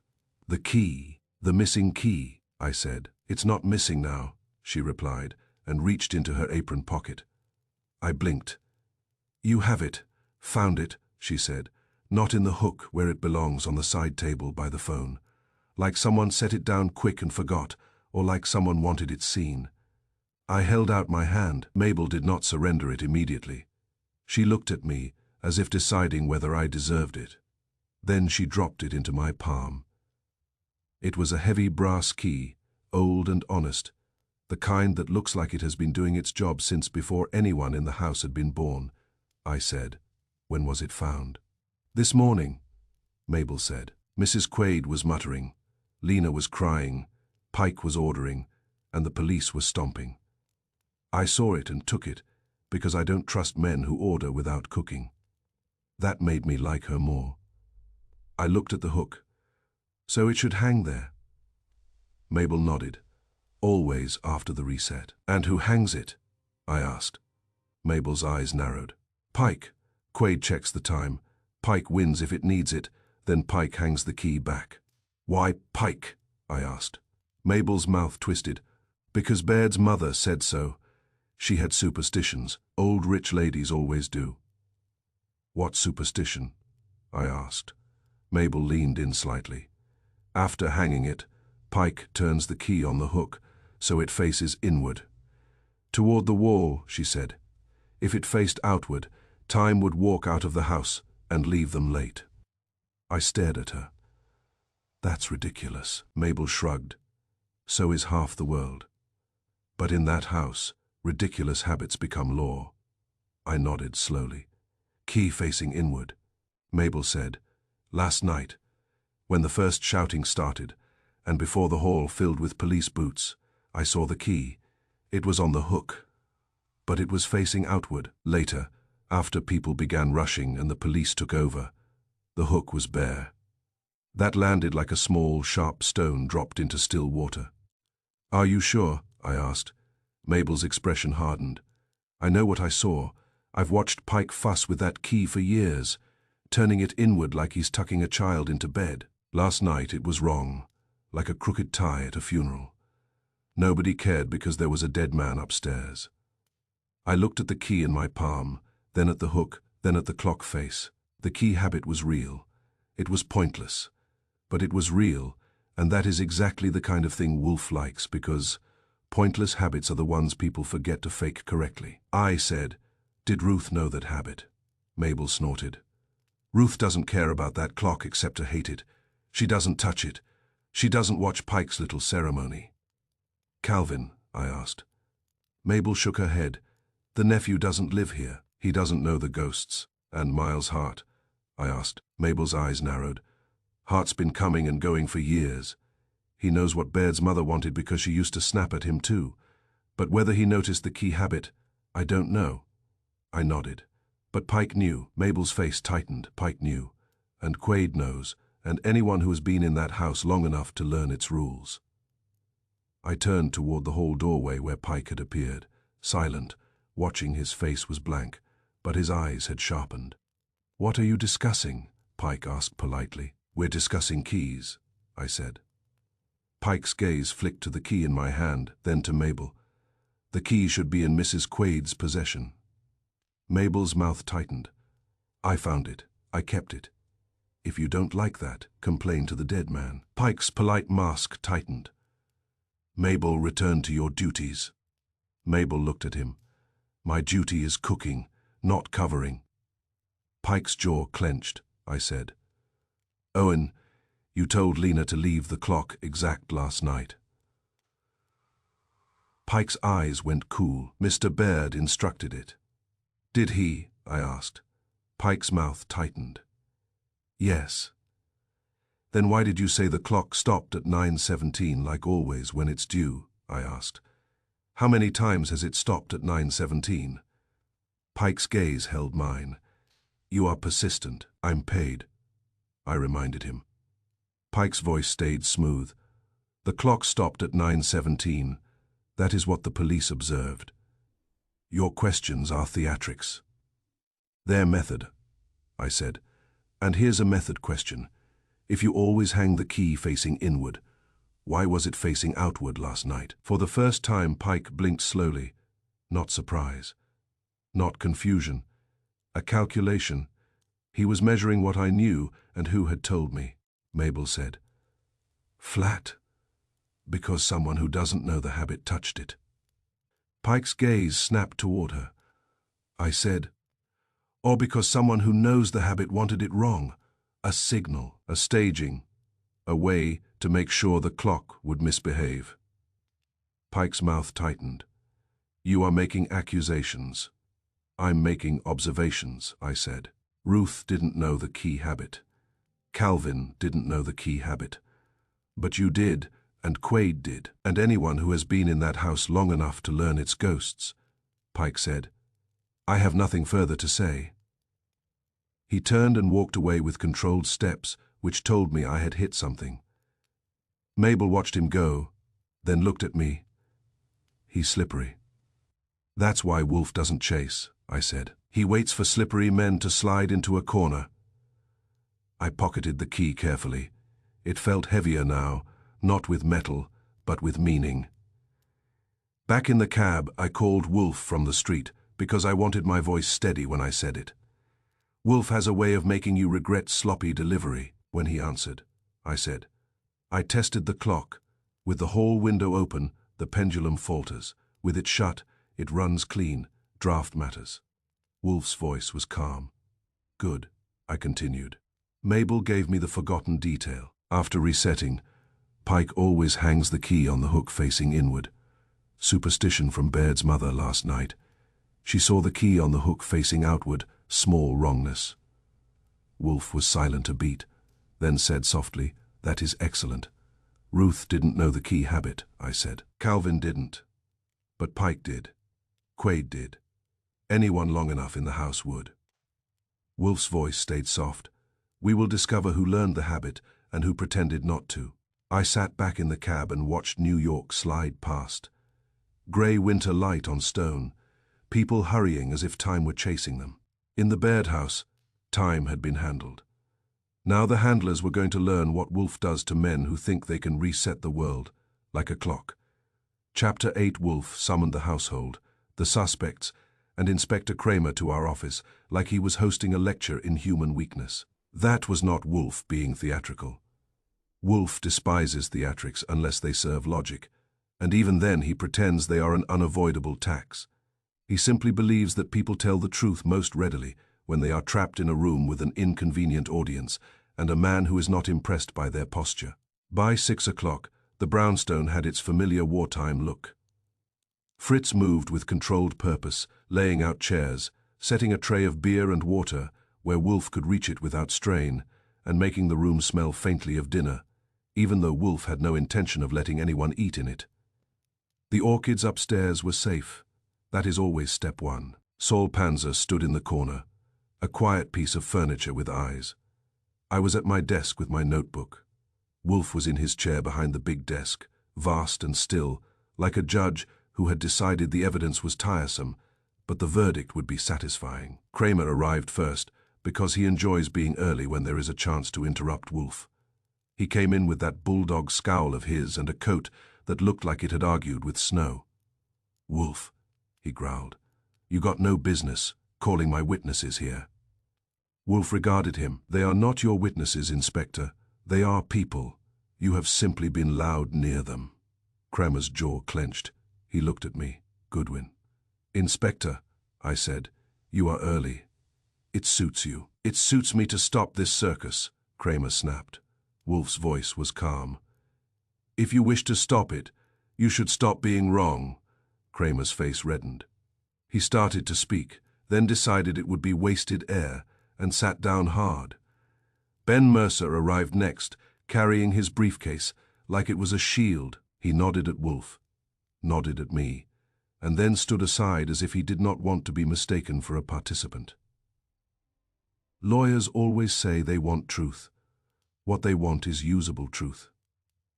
Ruth Baird was brought in under supervision, because Kramer had insisted on keeping her within reach of handcuffs. She entered with her chin lifted, pale and furious, the same controlled pride I had seen in the morning room. If she was frightened, she had nailed it down behind her eyes. She looked at Wolf once and said, "So you are real." Wolf's eyes narrowed slightly. "Madam, I assure you I am burdensomely real." That got a faint tightening at the corner of her mouth, almost a smile, and then it was gone. The staff arrived in a tight group. Ellen Quaid, stiff and offended. Lena Ortiz, nervous and small, eyes darting. Mabel Trent, sturdy and unamused. And Owen Pike. Pike came in as if he had walked into a hotel lobby, calm, polite, posture perfect. If he had been a butler for a rich household, it showed in every inch of him. He nodded at Wolf without warmth and sat without sound. Calvin Baird arrived late because men like him believe lateness is a privilege. He wore a smile that had been practiced for mirrors and clubs. His eyes swept the room and lingered on Ruth with amused contempt. Miles Hart arrived with a polished face and a careful handshake for Mercer. He nodded at Wolf with formal respect, sat down, and arranged his coat as if this were a board meeting. His calm was tidy, too tidy. When they were all seated, the room had that familiar Wolf density: too many people, too many motives, too many lies, and one fat man who believed he could sort them like cards. Wolf took a sip of beer. He set the glass down with precise care. "Ladies and gentlemen," he said, "we are here because Clayton Baird is dead, and because the police have decided they know why. I do not share their confidence." Kramer snorted. "You share nothing. You sit." Wolf ignored him. I had been expecting it, but I still resented being used as the loudspeaker. Wolf's voice carries perfectly well when he chooses to use it. He simply prefers to make me do the dirty work of repetition. I began. On the evening in question, Clayton Baird was in his house. At 8:45, the hall lights are dimmed by the maid. At 9, the grandfather clock is checked and reset to remain 1 minute slow. The hall window on the stair landing is normally closed before the reset. At approximately 9:17, according to the stopped clock, a shot is fired in the library. The body is found around 10. Wolf said, "Repeat." I blinked. "Repeat what?" "The time," Wolf said. "Say it again." I exhaled. 9:17. Wolf's eyes held mine, slower. I felt the room shift. People hate repetition because repetition forces them to listen to what they are trying to forget. 9, I said. 17. Wolf nodded slightly. Again. Kramer's face tightened. Calvin smirked. Ruth stared at Wolf as if he had insulted her. I repeated it. 9:17. Wolf said. Again. I did. 9:17. By the fourth time, the room hated the number. It sat in the air like a bad smell that would not leave. Wolf leaned back. "Thank you, Archie." I set my pencil down. My hand wanted a drink, but I was the assistant, which means I only get drinks when Wolf's ego permits it. Wolf looked around the room slowly. He let his gaze settle on each face just long enough to make each person feel examined. Then he dropped the habit on the table. "In the Baird house," Wolf said, "the grandfather clock in the hall was kept 1 minute slow. It was reset nightly at 9 o'clock. Before this reset, the stair landing window was closed to prevent drafts. After the reset, the clock key was hung on its hook, with the key facing inward. These were not preferences. These were the house's prayers." Mrs. Quaid stiffened as if she had been called to testify. Lena's eyes widened. Mabel's mouth tightened in approval. Pike's face remained blank. Calvin blinked.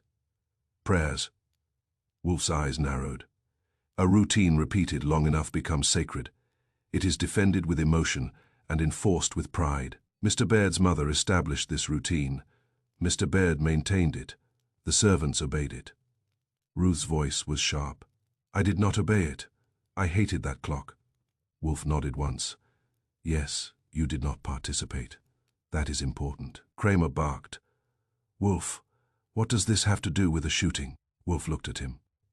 "Everything." He turned his gaze to Pike. "Mr. Pike, you stood with Mrs. Quaid each night at 9. Pike's voice was smooth. "Yes, you assisted with the reset," Wolf said. "I supervised," Pike replied. Wolf's mouth compressed slightly. Supervised, a revealing choice of word. Pike's eyes remained calm. "It was my duty to ensure the household ran properly." Wolf nodded once. "Indeed, you kept the house from being late." I saw Pike's eyelids flicker. It was tiny, but I caught it, and I knew Wolf had too. Wolf continued. "On the night of the murder, this routine was broken. The maid was instructed to leave the clock exact." Lena made a small sound. She looked as if she wanted to sink into the floor. Kramer leaned forward. "What?" Lena's voice came out thin. "Mr. Pike told me. He said Mr. Baird wanted it exact." Calvin let out a short laugh. "My uncle wanted everything exact." Wolf's gaze cut to him. "Except this clock. For decades, the clock was deliberately 1 minute slow. The word exact has special significance. It is a fracture." Hart spoke smoothly. "It may simply mean Baird wanted it accurate for some reason." Wolf's eyes shifted to Hart. "Perhaps, or perhaps someone wanted the clock to be perceived as accurate, so that when it stopped, it would be believed." Kramer snorted. "You're building castles out of gears." Wolf smiled faintly. It was not warmth. It was satisfaction at having Kramer in the room to be wrong in public. "A stopped clock is a prop," Wolf said.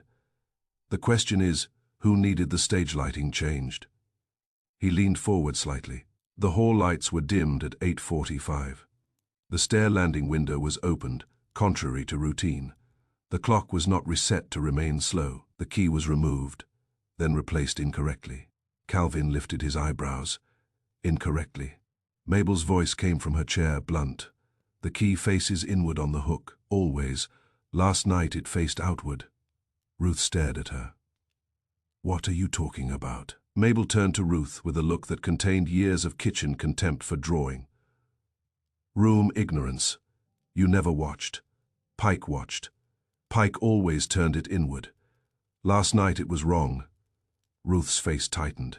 "I didn't know that." Wolf nodded once. He turned his gaze toward Calvin. "And you did not know it?" Calvin shrugged, but his shrug was less sure. "I don't live there." "And Mr. Hart," Wolf said. Hart's smile was careful. "I was not aware of key superstition." Wolf's eyes narrowed. "Not aware, or not attentive." Hart's smile stiffened. Wolf said, "Inspector Kramer has treated the clock's stop time as a reliable mark. It is not. It is staged." Kramer's face reddened. "Staged by who?" Wolf's voice was calm. "By the murderer." Kramer barked a laugh. "So now we got a murderer who kills a man, fiddles with a clock, opens a window, hangs a key wrong, and strolls out. That's your theory." Wolf's gaze turned cold. "A man can fake a fact. He cannot fake a lifetime of small motions." The sentence landed with weight. Even Calvin's smirk faltered. Hart's eyes narrowed. Pike's face remained blank, but the muscles at his jaw tightened. Wolf continued. "The murderer wished the time of death to be fixed at 9:17, because that time excluded a person or included a person. It also provided a tidy narrative for the police." Ruth's voice cut in. "I said at 9:20 I heard nothing, because he wasn't dead then." Wolf's eyes shifted to her. "Yes, madam, that statement is valuable," Kramer snapped. "She's just talking." Wolf ignored him. If the household clock was usually 1 minute slow, then Mrs. Baird's internal sense of time in that house was not aligned with the outside world. If the murderer ordered the clock to be exact on that night, then people who live by habit were displaced. They continued to think in the old minute. They ignored the fracture, I said quietly, and someone used that fracture. "Mr. Pike, you told the maid to leave the clock exact." Pike's voice was smooth. "At Mr. Baird's request." Wolf's eyes narrowed. "Did he request it?" Pike did not hesitate. "Yes." Wolf's voice stayed calm. "Then describe precisely how he requested it." Pike's eyes held Wolf's. He said, "Mr. Pike, I want the clock exact today." Wolf nodded. "At what time did he say that?" Pike hesitated. It was small, it was enough. "Earlier," Pike said. Wolf's voice remained mild. "Earlier is not a time." Pike's jaw tightened. "In the afternoon." Wolf's gaze sharpened. "You have served the household for years, Mr. Pike. You are trained to remember time. You keep the house from being late. Yet you cannot recall when Mr. Baird made this unusual request." Kramer snorted. "That don't mean he killed him." "No," Wolf agreed. "It means he is lying. The lie may conceal guilt or conceal someone else's guilt. That distinction is important, Hart spoke quickly, his polished voice sliding in. Mr. Wolf, you are overemphasizing trivialities. A key's direction on a hook is meaningless next to a gunshot. Wolf's eyes turned to him, cold and direct. Trivialities are the language of routines. Murderers fail at trivialities because they do not respect them. Hart's mouth tightened. Calvin leaned back, amused again. So you're saying the killer didn't know which way the key goes? Wolf regarded him, possibly. Or the killer knew and chose to hang it wrong as a signal. Calvin blinked. Signal to who? Wolf's gaze flicked toward Ruth. To the police. To create an appearance of chaos. To suggest that someone unfamiliar with the house had been present. That would direct suspicion away from those who belong. Ruth's eyes narrowed. You mean away from Pike? Pike's face remained composed, but his eyes were now hard. Wolf continued calmly. The window was open to introduce a draft. The draft slows the pendulum. It can also contribute to stopping the clock, if combined with interference. The result is a false time of death that the police will accept. In addition, the opened window provides a plausible explanation for irregular clock behavior, to satisfy those servants who understand the clock's moods. Mrs. Quaid's lips tightened. Drafts do make it misbehave. Yes, Wolf said, and someone exploited that knowledge, Kramer barked. So, who did it? Wolf, stop dancing. Wolf's eyes stayed on Kramer. Not yet. I will not accuse until I can compel agreement. Calvin laughed. Compel agreement. Good luck with me.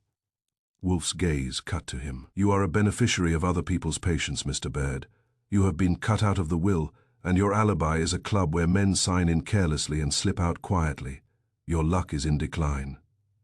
Calvin's smile tightened, but he said nothing. Wolf turned his head slightly toward me. Archie. Yeah, I said. Produce the key, Wolf said. I reached into my pocket and placed the heavy brass key on Wolf's desk. The room's eyes went to it as if it were a weapon. In a way, it was Wolf touched it with one thick finger, then looked at Pike. Mr. Pike, demonstrate how you hang it. Pike's face did not change. I will not. Wolf's eyes narrowed. You will, or Inspector Kramer will conclude. You are obstructing an investigation and will treat you accordingly. Kramer grunted, pleased at the idea of treating someone accordingly. Pike's jaw tightened. He rose smoothly, walked to the side of the desk, and picked up the key. He held it with practiced familiarity, Wolf said.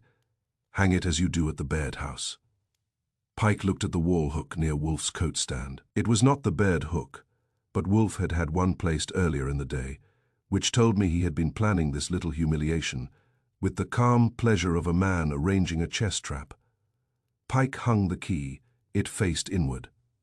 The motion was automatic, not a performance.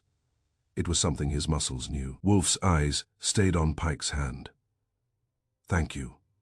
Pike stepped back, face still composed, but I saw a faint tension in his shoulders, like a man who realizes he has just revealed more than he intended. Wolf looked around the room. Now imagine someone unfamiliar attempting this. He might hang it facing outward. He might not think to turn it. He might not even notice the difference. But a lifetime of small motions cannot be imitated perfectly under stress. Hart's voice was tight. This is speculation. Wolf's gaze shifted to him. It is analysis. Kramer scoffed.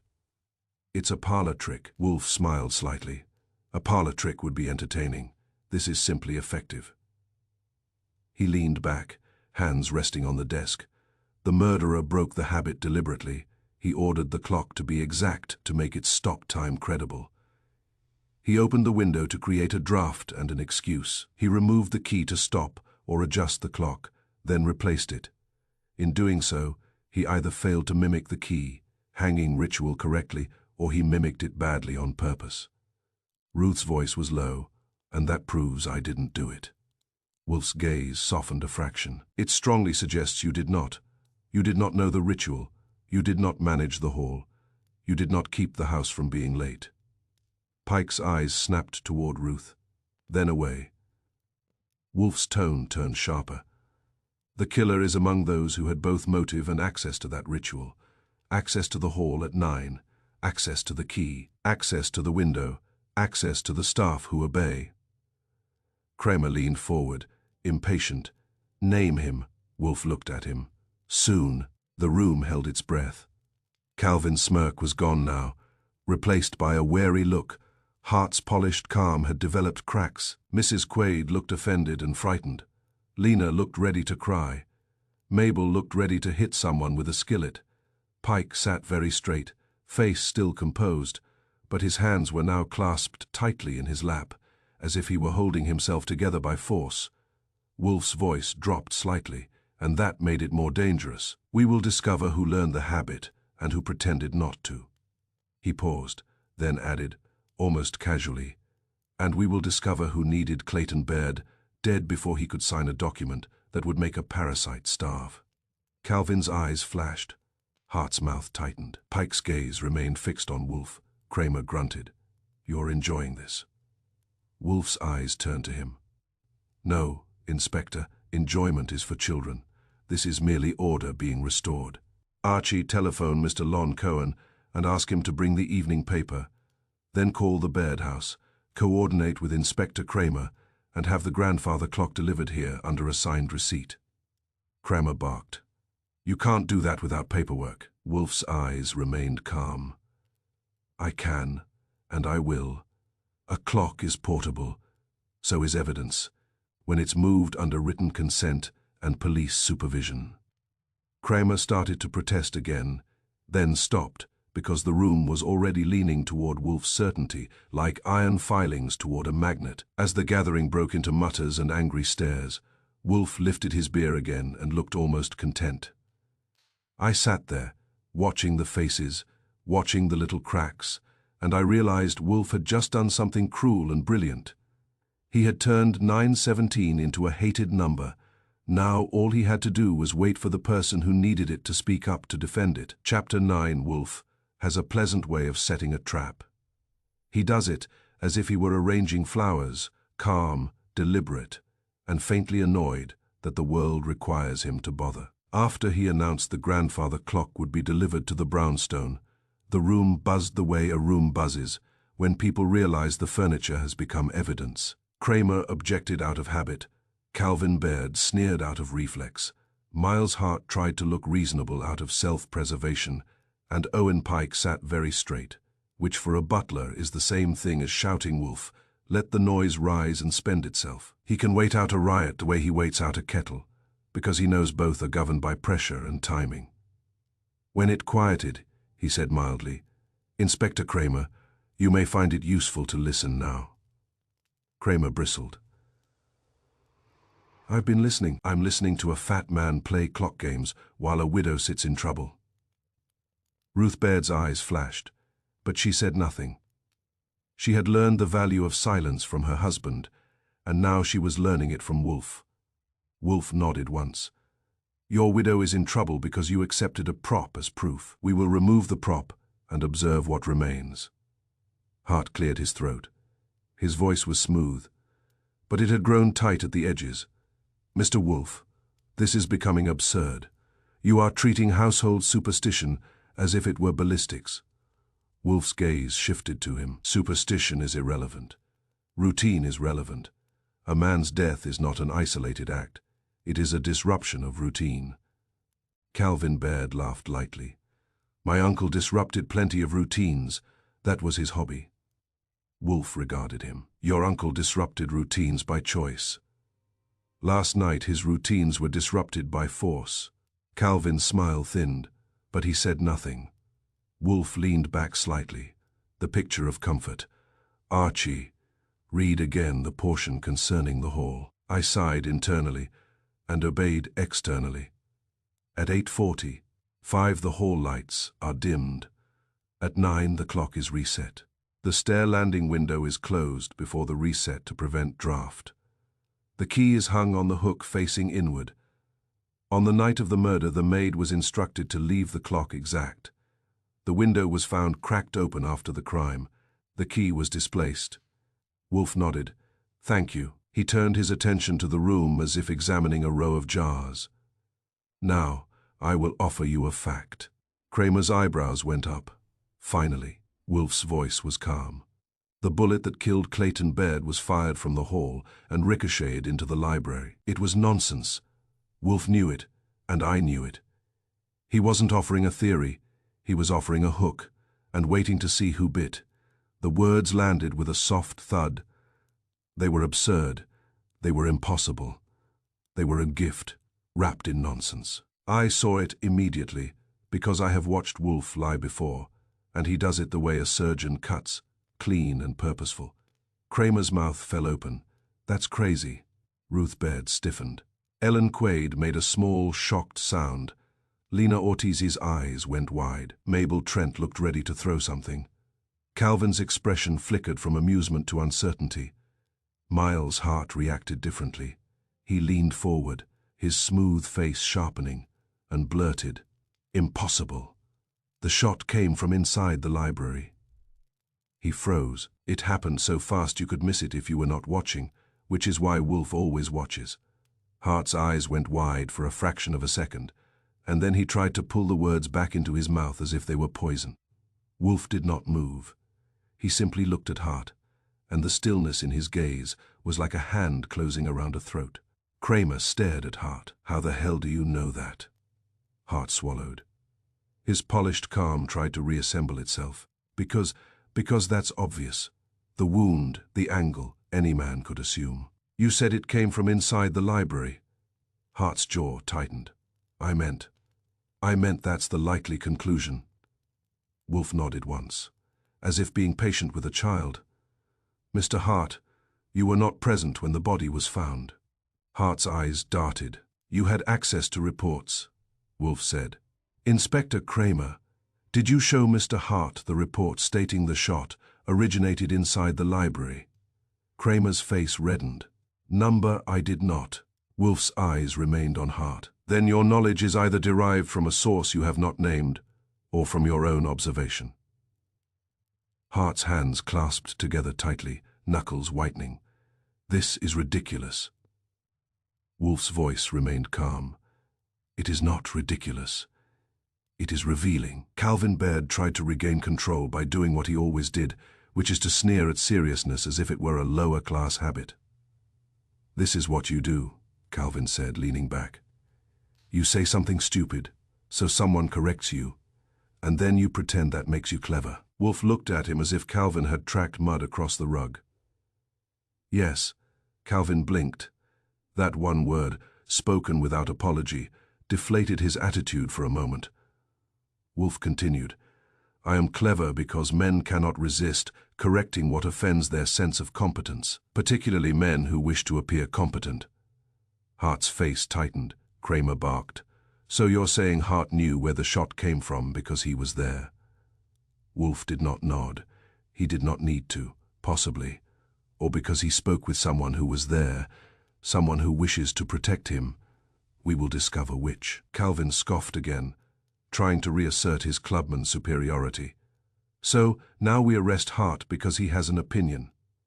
Saul Panzer, who had been silent in the corner like a shadow with ears, stepped forward. "I have a receipt," Saul said. His voice was calm, which made it carry. Calvin turned his head. "What receipt?" Saul held out a small paper slip, as if it were nothing. "From the club coat, check register copy. It indicates Calvin Baird retrieved his coat at 8:48. The room shifted. Even Ruth Baird looked startled. Calvin's smile faltered. "That's meaningless." Saul's gaze stayed steady. "It is not meaningless. It contradicts your claim you were at the club from 9 to 10. Calvin's face flushed. "I was there, I came back, I stepped out." Saul nodded once. "Yes, you stepped out, at 8:48. Kramer leaned forward, eyes bright with the satisfaction of catching someone. "So you lied." Calvin's jaw tightened. "I didn't lie, I forgot." Wolf's voice was mild. "Forgetting is a form of lying that allows cowards to sleep." Calvin's eyes flashed with anger. "You don't get to talk to me like that." Wolf looked at him. "I do, because you are in my office." That settled Calvin into a tight silence. He looked around as if seeking support and found none. Hart was too busy drowning in his own mistake. Pike was too busy being rigid. Kramer was too pleased. Wolf let that sit, then turned back to Hart. "Mr. Hart," Wolf said, "you were in Clayton Baird's library yesterday evening." Hart's voice was careful. "Yes, I met him at 7. "You stated you left at 8, Wolf said. "Yes," Hart replied. Wolf's eyes narrowed. "Then why was your car seen near the townhouse at 9:30? Hart's mouth tightened. "Coincidence. Many cars look alike." Kramer barked. "That's a weak answer." Hart's eyes snapped to Kramer. "Inspector, you have no evidence." Wolf spoke gently, almost kindly, which is when he is most cruel. "Mr. Hart, your partner was about to sign a will that would place the business in his wife's hands and reduce your authority. You were not merely losing money, you were losing control." Hart's face tightened. "That is business. I would have adapted." Wolf nodded. "Yes, you adapt well. That is why you are dangerous." Hart's fingers flexed. He forced a smile. "You are weaving a narrative again." Wolf's gaze remained steady. "I am not weaving, I am unweaving." He turned his head toward Pike. Owen Pike had not spoken in several minutes. He sat upright, hands folded, face composed, eyes hard. He looked like a man who believed his discipline could outlast Wolf's curiosity. Wolf regarded him for a long moment, then asked, almost conversationally, "Mr. Pike, when you opened that hall window, did you do it before or after you argued with Mr. Baird?" The question was phrased as if the argument were established. Fact, Pike went rigid. "I saw his hands twitch, a tiny jerk of the fingers, as if they wanted to adjust something that was suddenly crooked. The twitch was the most human thing he had done all evening, and it was a confession in miniature." Ruth's head snapped toward him, argued. Pike's face remained blank, but his eyes had tightened. "Mr. Wolf, I did not open the window." Wolf nodded, as if acknowledging a polite objection. "That is not the question I asked." Kramer leaned forward, sharp. "You argued with Baird." Pike's jaw tightened. "I did not." Wolf's voice stayed soft.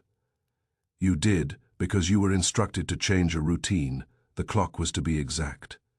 The window was to be handled. The key was to be displaced. Those were orders you would not accept without protest, unless you believed the order came from the man you served. You argued because the order did not come from him." Pike's hands twitched again. I watched him closely. Wolf was right about small motions. Pike's discipline was a wall, but walls crack under steady pressure, and Wolf applies pressure the way winter applies cold. Ruth's voice was low, controlled rage. "You told Lena to leave the clock exact." Lena made a small sound, like a choke. She looked at Pike with fear and guilt. Pike's gaze did not go to Lena. It went to Wolf. "Mr. Wolf, you are making inferences." Wolf's eyes narrowed. "Yes, that is my occupation." Calvin tried to speak again, but Wolf cut him off with a glance. Calvin's mouth shut. Wolf leaned forward slightly. "Mr. Pike, you are trained in time. You supervise the clock ritual. You know the key orientation. You know the window must be closed. Yet, on the night of the murder, the window was open, the clock was exact, the key was displaced, and the clock stopped at 9:17. You said, too quickly, that it stopped at 9:17, like always when it is due." Pike's mouth tightened. "I misspoke." Wolf's voice stayed calm. "You revealed familiarity with a specific minute. That familiarity did not come from newspapers." Kramer barked. "You were there." Pike's eyes flashed. "Inspector, you are incompetent." Kramer surged halfway out of his chair. "What did you call me?" Wolf's voice cut through the rising noise. "Inspector, sit." Kramer glared at Wolf, then sat. Because even Kramer understands when Wolf has control of a room. Wolf continued, "Mr. Pike, I will offer you an opportunity. If you explain your behavior now, you may salvage what remains of your dignity." Pike's face went pale at the edges, a faint blanching around the mouth. It was the first time I had seen his composure threatened. I have served that family for 22 years, Pike said tightly. I will not be accused by a stranger in a chair. Wolf's gaze was cold. You are not accused by a stranger. You are accused by your own habits. Hart's voice cut in quickly, eager to divert attention. This is nonsense. Even if Pike opened a window, it does not make him a murderer. Wolf turned his gaze to Hart with slow contempt. You should be careful, Mr. Hart. Every time you speak, you reveal more than you intend. Hart stiffened. I revealed nothing. You revealed knowledge of the shot's origin, Wolf said. That is not nothing, Calvin blurted. Maybe he read it in a report. Kramer snapped. I didn't give him any report. Wolf's eyes remained on Hart. If you did not learn it from the police, you learned it from the house, from someone who was present, from someone who had reason to inform you. Coincidence, many cars look alike. Kramer barked. That's a weak answer. Hart's eyes snapped to Kramer. Inspector, you have no evidence. Wolf spoke gently, almost kindly, which is when he is most cruel. Mr. Hart, your partner was about to sign a will that would place the business in his wife's hands and reduce your authority. You were not merely losing money, you were losing control. Hart's face tightened. That is business. I would have adapted. Wolf nodded. Yes, you adapt well. That is why you are dangerous. Hart's fingers flexed. He forced a smile. You are weaving a narrative again. Wolf's gaze remained steady. I am not weaving. I am unweaving. He turned his head toward Pike. Owen Pike had not spoken in several minutes. He sat upright, hands folded, face composed, eyes hard. He looked like a man who believed his discipline could outlast Wolf's curiosity. Wolf regarded him for a long moment, then asked almost conversationally, Mr. Pike, when you opened that hall window, did you do it before or after you argued with Mr. Baird? The question was phrased as if the argument were established fact. Pike went rigid. I saw his hands twitch, a tiny jerk of the fingers as if they wanted to adjust something that was suddenly crooked. The twitch was the most human thing he had done all evening, and it was a confession in miniature. Ruth's head snapped toward him. Argued. Pike's face remained blank, but his eyes had tightened. Mr. Wolf, I did not open the window. Wolf nodded as if acknowledging a polite objection. That is not the question I asked. Kramer leaned forward, sharp. You argued with Baird. Pike's jaw tightened. I did not. Wolf's voice stayed soft. You did, because you were instructed to change a routine. The clock was to be exact. The window was to be handled. The key was to be displaced. Those were orders you would not accept without protest, unless you believed the order came from the man you served. You argued because the order did not come from him. Pike's hands twitched again. I watched him closely. Wolf was right about small motions.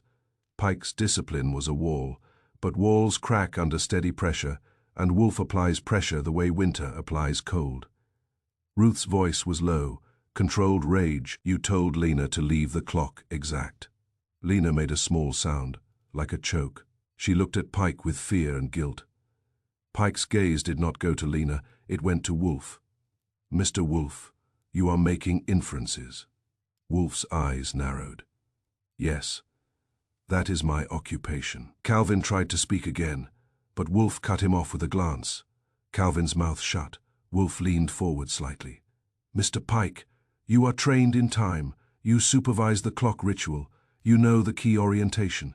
You know the window must be closed. Yet on the night of the murder, the window was open. The clock was exact. The key was displaced, and the clock stopped at 9:17. You said too quickly. That it stopped at 9:17 like always when it is due. Pike's mouth tightened. I misspoke. Wolf's voice stayed calm. You revealed familiarity with a specific minute. That familiarity did not come from newspapers. Kramer barked. You were there. Pike's eyes flashed. Inspector, you are incompetent. Kramer surged halfway out of his chair. What did you call me?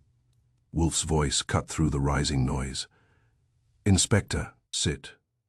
Kramer glared at Wolf. then sat because even Kramer understands when Wolf has control of a room. Wolf continued, "Mr. Pike, I will offer you an opportunity. If you explain your behavior now, you may salvage what remains of your dignity." Pike's face went pale at the edges, a faint blanching around the mouth. It was the first time I had seen his composure threatened. "I have served that family for 22 years, Pike said tightly. "I will not be accused by a stranger in a chair." Wolf's gaze was cold. "You are not accused by a stranger. You are accused by your own habits." Hart's voice cut in quickly, eager to divert attention. "This is nonsense. Even if Pike opened a window, it does not make him a murderer." Wolf turned his gaze to Hart with slow contempt. "You should be careful, Mr. Hart. Every time you speak, you reveal more than you intend." Hart stiffened. "I revealed nothing." "You revealed knowledge of the shot's origin," Wolf said. "That is not nothing," Calvin blurted. "Maybe he read it in a report." Kramer snapped. "I didn't give him any report." Wolf's eyes remained on Hart. "If you did not learn it from the police, you learned it from the house, from someone who was present, from someone who had reason to inform you." Hart's mouth tightened. "You are trying to trap me into a confession." Wolf nodded slightly. "Yes." Hart's face reddened. "I will not play." Wolf's voice stayed calm. "You already have." Saul spoke again, quiet and precise. "Mr. Hart, you called Clayton Baird at 8:30. For yesterday evening, from a payphone, 2 blocks from his townhouse." Hart's head snapped toward Saul. "That's absurd." Saul's gaze did not change. "Telephone records. You used a payphone, which suggests you did not wish the call traced to your office or home. That suggests intent." Hart's face tightened. His polished story was now visibly cracking, like varnish under heat. Kramer leaned forward, eyes bright. "So Hart was near the townhouse after 8. Hart's voice rose slightly. "I was in the neighborhood for unrelated reasons." Wolf regarded him. "You were in the neighborhood because you wanted to know whether Clayton Baird would sign the will." Ruth's voice came sharp. "He would have." Hart flinched at Ruth's certainty. That flinch mattered. It meant he believed her. Wolf sat back. "Now we are approaching truth." He turned his gaze to Pike again. "Mr. Pike, you are loyal to the house, not to the dead man. You have been the guardian of its routines. You have also been the guardian of its secrets. Clayton Baird's mother taught you superstitions and discipline. Clayton Baird used you as an instrument, and now someone has used you." Pike's hands twitched again, more pronounced. His eyes darted briefly toward Hart, then away.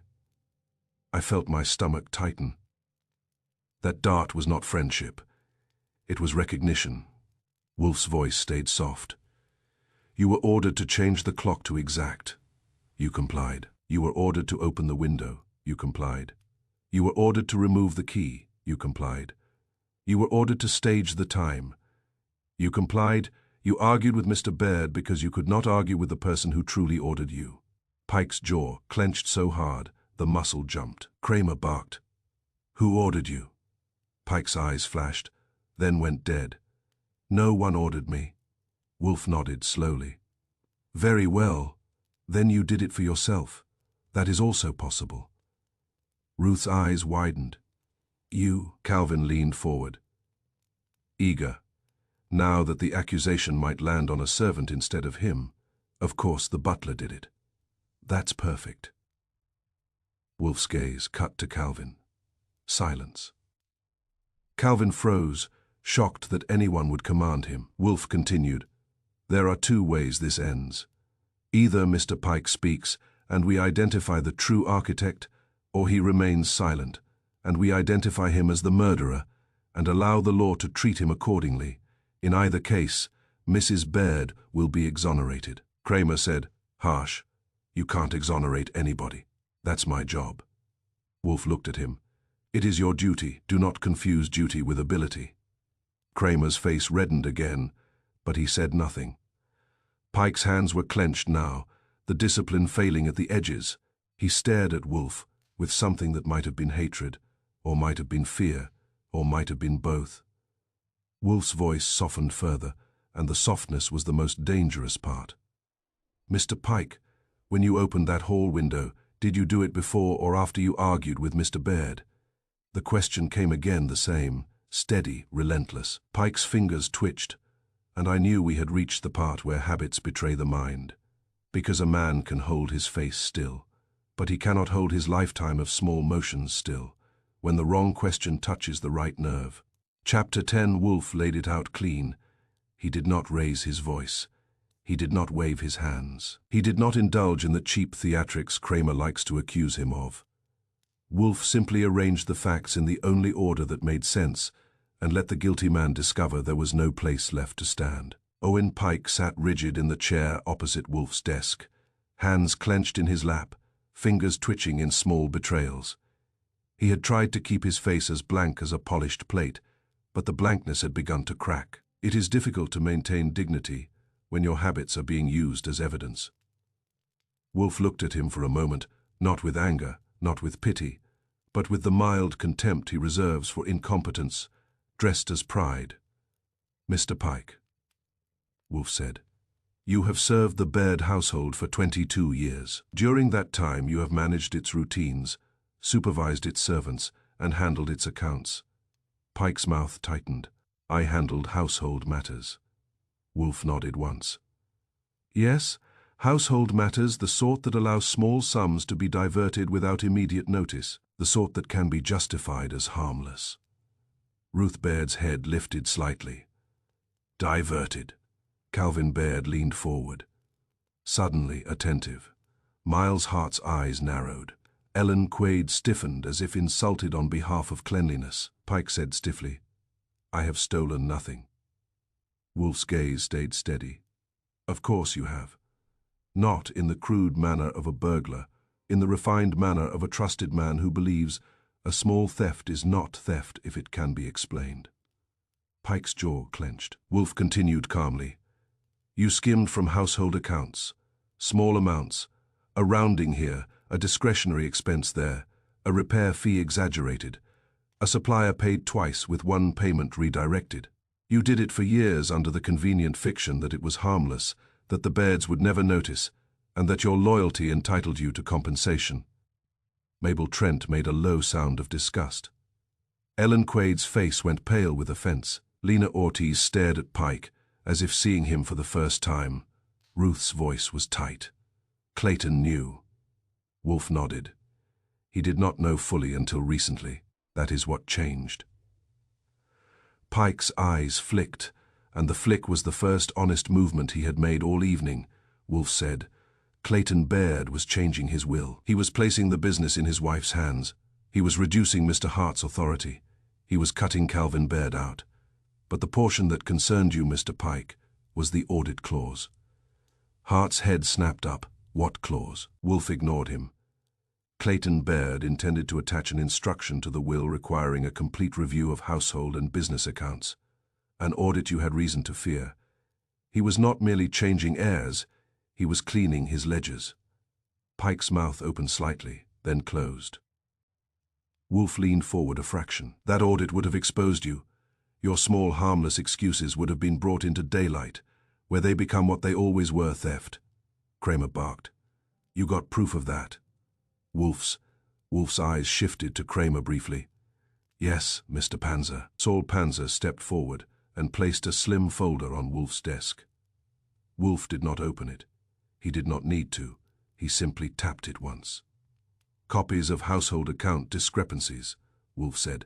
"Patterns, repetitions. A man does not steal once and stop if he believes he is entitled. He develops a habit." Pike's fingers twitched hard, then clenched again. Wolf's voice remained calm. "When you claimed Clayton Baird wanted the clock exact last night, that was not a whim. It was your cover. It was a signal. He was preparing to execute the final version of his will. He wanted the house aligned with the world. He wanted no private minutes, no private excuses. He wanted the day and the documents to be clean." Ruth's eyes narrowed. "He told Pike?" "Yes," Wolf said. "He told him because Mr. Pike was the man who kept the house from being late. He also told him because he intended to confront him. Pike's voice came out strained. That is a lie. Wolf's voice stayed calm. Then explain why you instructed the maid to leave the clock exact. Explain why you spoke of 9:17 as a familiar stopping point. Explain why the hall window was opened contrary to routine. Explain why the key was displaced and mishung. He paused, and his heavy gaze moved once, briefly, to Ruth Baird. As for the police's comforts, Mrs. Baird's fingerprints on her husband's desk drawer are the least astonishing fact in this house. And powder residue is not a confession, it is a smearable, transferable nuisance. Especially in a home where the killer handled the weapon, the box, and the drawer, and then made certain the investigators saw only what he wished them to see. Even the report of the shot being oddly quiet is explained by the library itself. Thick rugs, heavy drapes, closed doors, and a shot fired, close into a cushioned chair and a man's body. The murderer relied on atmosphere and assumption, and the police were pleased to accept both. Pike's lips pressed together. His silence was the last defense he had. And it was thin, Wolf continued, and his tone remained mild, which made it more relentless. You confronted Mr. Baird, you argued with him. He had begun asking questions about the accounts. You knew what an audit would uncover. Your excuses were finished. He told you he would not shield you because you had served the house. He had no sentiment for theft. Ruth's breath caught. Calvin's face tightened, not with sympathy, but with the selfish pleasure of hearing someone else's downfall. Wolf said, "You panicked." Pike's eyes flashed. "I did not." Wolf nodded once. "You did. Panic is not loud. Sometimes it is a small motion, a quick decision, a hand reaching where it should not. In the library, you had access. You knew where the gun was kept. You knew the drawer. You had handled it before, under the pretense of safety procedures. In that moment, with your future collapsing, you took the weapon." Kramer leaned forward. "Hard. You shot him." Pike's face went white around the mouth. Wolf spoke as if describing a sequence in a book. "You shot Clayton Baird in his library, not as an elegant plan but as a desperate act. You did not intend to become a murderer. You intended to stop an exposure." Pike's voice cracked slightly. "You can't prove that." Wolf's gaze was cold. "You proved it with your next acts." He lifted one thick finger. "After the shot, you needed time. You needed a false timeline. You needed the police to believe the death occurred at a moment that framed Ruth Baird and absolved you of opportunity. You used the house's most obedient instrument, its clock." Wolf's finger rose again. "You opened the hall window to introduce a draft. The draft slowed the pendulum. It made the clock falter. It provided a plausible excuse if a servant later noticed irregularity." He raised a third finger. "You stopped the clock at 9:17. Pike's eyes widened a fraction. He tried to conceal it. "He failed," Wolf said. "You chose 9:17 because it was within the window between the 9 o'clock reset ritual and the discovery. Later it was close enough to 9:15 to match your statement. It was tidy enough to be believed. It also allowed Ruth Baird's claim about 9:20 to be dismissed as confusion." Ruth's shoulders shook slightly, not with sobs, but with the release of rage turning into relief. Wolf went on. "You removed the key from its hook in order to handle the mechanism. You did not want another servant resetting it or noticing it had been interfered with. You controlled the key because you controlled the house." Pike's hands were clenched so tightly, his knuckles looked bruised. Wolf's voice stayed calm. "Then you attempted to restore the appearance of responsibility. You told the maid Mr. Baird wanted the clock exact, which implied you were simply obeying. You returned the key to its place, but you hung it incorrectly." Mabel Trent made a short, satisfied sound. "Outward." Wolf nodded. "Yes, outward. A small wrongness that would have been corrected by habit if habit were still functioning. But guilt rushes what routine perfects. You were not thinking of Baird's mother's superstition. You were thinking of the police and the corpse." Pike's breath came shallow now. He stared at Wolf as if hatred might undo evidence. Wolf's voice softened, and that softness was final. "A man can fake a fact." He cannot fake a lifetime of small motions. There was a silence that felt like a room holding its breath after a door has slammed. It was the kind of silence that makes you hear your own pulse and wish you didn't. Kramer stood up. His face was red, but his eyes were bright with the satisfaction of finally having a living target.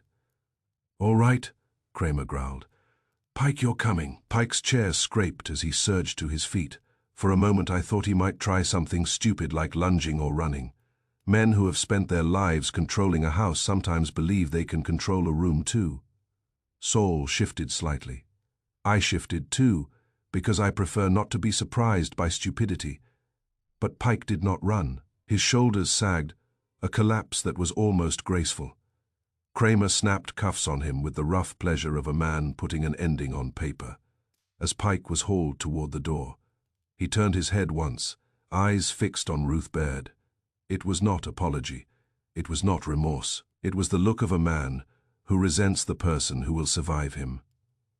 Ruth exhaled, a long breath that sounded as if she had been carrying furniture on her ribs, and finally set it down. Calvin Baird shifted, trying to find a way to look superior again. But Saul's receipt and Wolf's contempt had stripped the smirk off him. He looked smaller now, like a boy who has been told the family money is not his. Miles' heart sat very still, eyes on Wolf, calculating what this would do to him. He had not been named as the murderer, but he had been cut and measured. And men like Hart do not enjoy being measured. Kramer paused at the doorway, turning back with a scowl that tried to hide grudging respect. "You happy now, Wolf?" he grumbled. Wolf's eyes were calm, content. "Happiness is for fools." Kramer snorted and left, dragging Pike and the case with him. The room began to empty. Mercer escorted Ruth out with a gentleness that looked almost awkward on a lawyer. Mrs. Quaid gathered Lena like a frightened bird and hustled her away. Mabel gave me a look that suggested she would sleep better tonight. When the door shut and the brownstone returned to its familiar quiet, Wolf leaned back in his chair as if nothing had happened, except that a problem had been corrected. He reached for his beer, took a sip, and said, almost idly, "The world ignores habits until a killer trips over one, then calls it deduction." I leaned back at my desk, feeling the case settle into the kind of clean ending Wolf likes. Outside, New York kept moving, because it always does. Inside, the clockwork of one rich house had been exposed, and one small superstition about a key facing inward had done what a gunshot could not. It had told the truth.